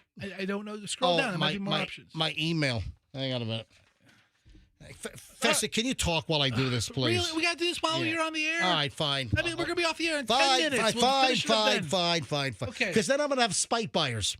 I'm going to have people buying tickets now trying to block me out of the good seats. I mean, you did say you're going to be at the 11 o'clock showing of I'm going to have spite buyer. A special screening with Nick Cage and MJ at the Veterans 24. So Etsy. Yes. There are some people that are up in arms. You know who it is? What, Marms at home trying to sell the sex toy sellers. Etsy's getting rid of sex toys? Etsy is banning Etsy is banning sex toy sales. And sellers are angry. And Etsy informed them just recently, so they don't even have time to kind of get rid of their inventory. No, to move to or build up another platform to sell their wares. So Etsy will no longer allow adult toys and sexual accessories to be sold on the website starting July 29th. I mean, this is going to happen fast. And Etsy is going to remove listings that advertise sex toys such as... Yeah, we got it. And vibrant... and similar products. Sounds like there's going to be some liquidation sales. Yeah, as well as items that depict sexual acts or genitalia or display sexually charged slogans. Wow. Yeah, according to Alex Wu, who leads the company's trust and safety team, the policy was amended to keep our users safe, per the memo, but vendors have called the solution lazy and a crushing disappointment. Yeah, what else are they going to say? The ban will essentially close the doors of many handmade makers in the adult toy realm, said Etsy vendor Preston Stevenson. For small shops like ours, who have spent the majority of their time on the Etsy platform, 30 days notice is simply not enough to pivot either to a new shop home with the same amount of traffic or exposure or ramp up in-person sales. Yeah, this guy Stevenson's in Ohio, been selling handmade sex toys with co-creator Laura Norden since 2018. Is there a big demand for homemade apparatuses? Whatever they are, I don't have a catalog here to look. You want some guy whittling your thing and kind of shipping it out to you? I don't know. Yeah, so, wow. Simply Elegant Glass, which has been selling sex toys on Etsy. They've got 5,000 followers for nearly a decade. They put an open letter up on X, formerly Twitter, slamming Etsy for their lazy solution under the guise of community safety. Protecting children from adult content is a noble interest, and we agree that it should be pursued, no question whatsoever. That's not an honest framing of what you're doing. Anyway, so heads up, if you're an Etsy sex toy seller or purchaser, July 29th, it goes... Yeah, that one seller on Etsy, they're blowing glass and everything else, apparently. Heads up on that. What is the stripper economy? You know, I didn't know what it was when you first said it, but I had time to think about it. And isn't adult establishments kind of like an economic indicator? A harbinger. Is that what it's called? A forebearer. Yeah. That's the word I was thinking of. Harbinger, forebearer. Not the first word, not the harbinger. A predictor. So. Yeah. So what's going on here is strippers are saying that business is down, and that when the strip clubs are down, that is the beginning of recession. And, hey, some have been calling for recession. Some have been saying that, hey, we're, interest rates and all that. And, well, you got some pretty big names that are calling for some major stock market corrections as well. Wow. So the strip club is a leading indicator of the economy. I know that I have Tootsie and Mercedes in charge of my IRA. What about now. Lexus? Yeah, all of them. Yeah. I mean, they just put me in a position on glitter that I feel very comfortable. No, it's called the stripper index, that when strip clubs start seeing lesser traffic and lower numbers, strippers have lesser tips, lower clientele numbers, that is an indication of the economy. You know what? Another indicator, and, you've seen this, there are numerous areas where the economy slows down. There's another area that I've heard the same thing. And it's some of the mid-range dining, like some of your mid-range dining concepts. Business is off. Yeah, dining out in that those kind of places are not cheap. But what it is, your high-end places are still doing well. Some of the lower-end places are. But like the good stuff that sits right in the middle, a lot of your fast casual concepts, nice, sit-down restaurants, but they're like middle tier. Yeah. A lot of them are chains. They do a good job. But a lot of those places are getting hammered right now. Like an Applebee's type place, or like is that, or like a Texas Roadhouse? Yeah, kind of in that genre. Yeah, maybe just a smidge higher. Some of those places are starting to see that business is tough. So that is an indicator, also economically. So maybe add that to the stripper index. So heads up on that. A couple of things before we get out of here today. The Rust movie trial with Alec Baldwin continues out in New Mexico and Santa Fe. And, man, I saw this last night, a report from the trial that a live bullet was found in a prop holster of one of the actors as well. Again, how the hell did these lie? It's this stupid armorer. It's got to be this Hannah Gutierrez Reed. How do you have live bullets on the set? So it not only was a live bullet in Alec Baldwin's Colt 45, his antique, revolver, but also there was a live bullet found in a prop holster. I would imagine it's like the holster belt where you have the little leather little hoops that they stuck the bullets in. You know what I'm talking about? Yeah, like a Wild West. Yeah, the old Wild West days, exactly. I got to take my one bullet out of my holster. So one of multiple live bullets found on the set of Rust by investigators was discovered in the bandolier of actor Jensen Ackles, according to one of the crime scene technicians, Marissa Popple, who testified yesterday. She disclosed that detail while on the stand during the second day of testimony in the involuntary manslaughter trial of actor Alec Baldwin. See, how would that actor have known it was a live bullet? I've seen blanks before, and they look a lot like real bullets. Nearly 3 years after cinematographer Helena Hutchins was fatally shot on the Western film set. Asked about the live rounds of ammunition that were discovered on the set, Popel and investigators found some on a prop cart, in a box of ammo, and also in 2 prop gun holsters worn by Alec Baldwin. Why the hell, again, were there live bullets on a movie set? This is insanity. Shelley Duvall, dead at 75. Of course, she was in The Shining. That's one of the greatest movies ever made. The Shining is just a remarkably good movie. And of course, is that her biggest movie? Yeah, I would say The Shining, probably the biggest thing that at least for me, that Shelley Duvall was in. She was the wife of Jack Nicholson, who Here's Johnny.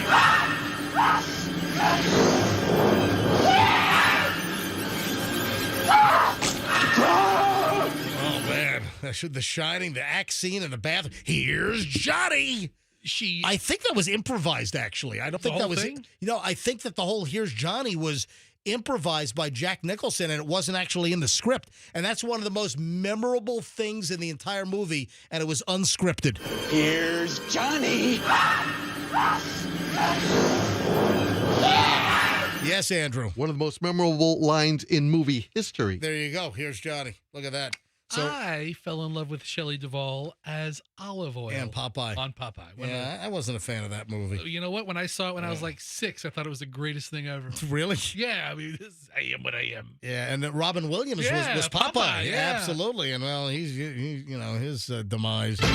We got to roll. Hey. We got breaking news. What?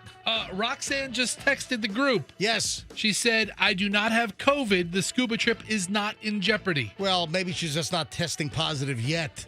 We'll see. All right, let me be pessimistic Pappy over here, okay? You know? That's what Popeye called his old man, Pappy. That's right. Pappy. I am's what I am's, and that's all I. All right, we got to roll, folks. Have a great weekend. If you need to get a hold of me, MJ at MJMorningshow.com, MJ at MJMorningshow.com, and of course, my Instagram is certified MJ Radio, and I'll take a video of Michelle and me inside the movie theater for long legs in just a little bit. We'll see you back here Monday on the MJ Morning Show on Q105. Have a great weekend, and let's be careful out there.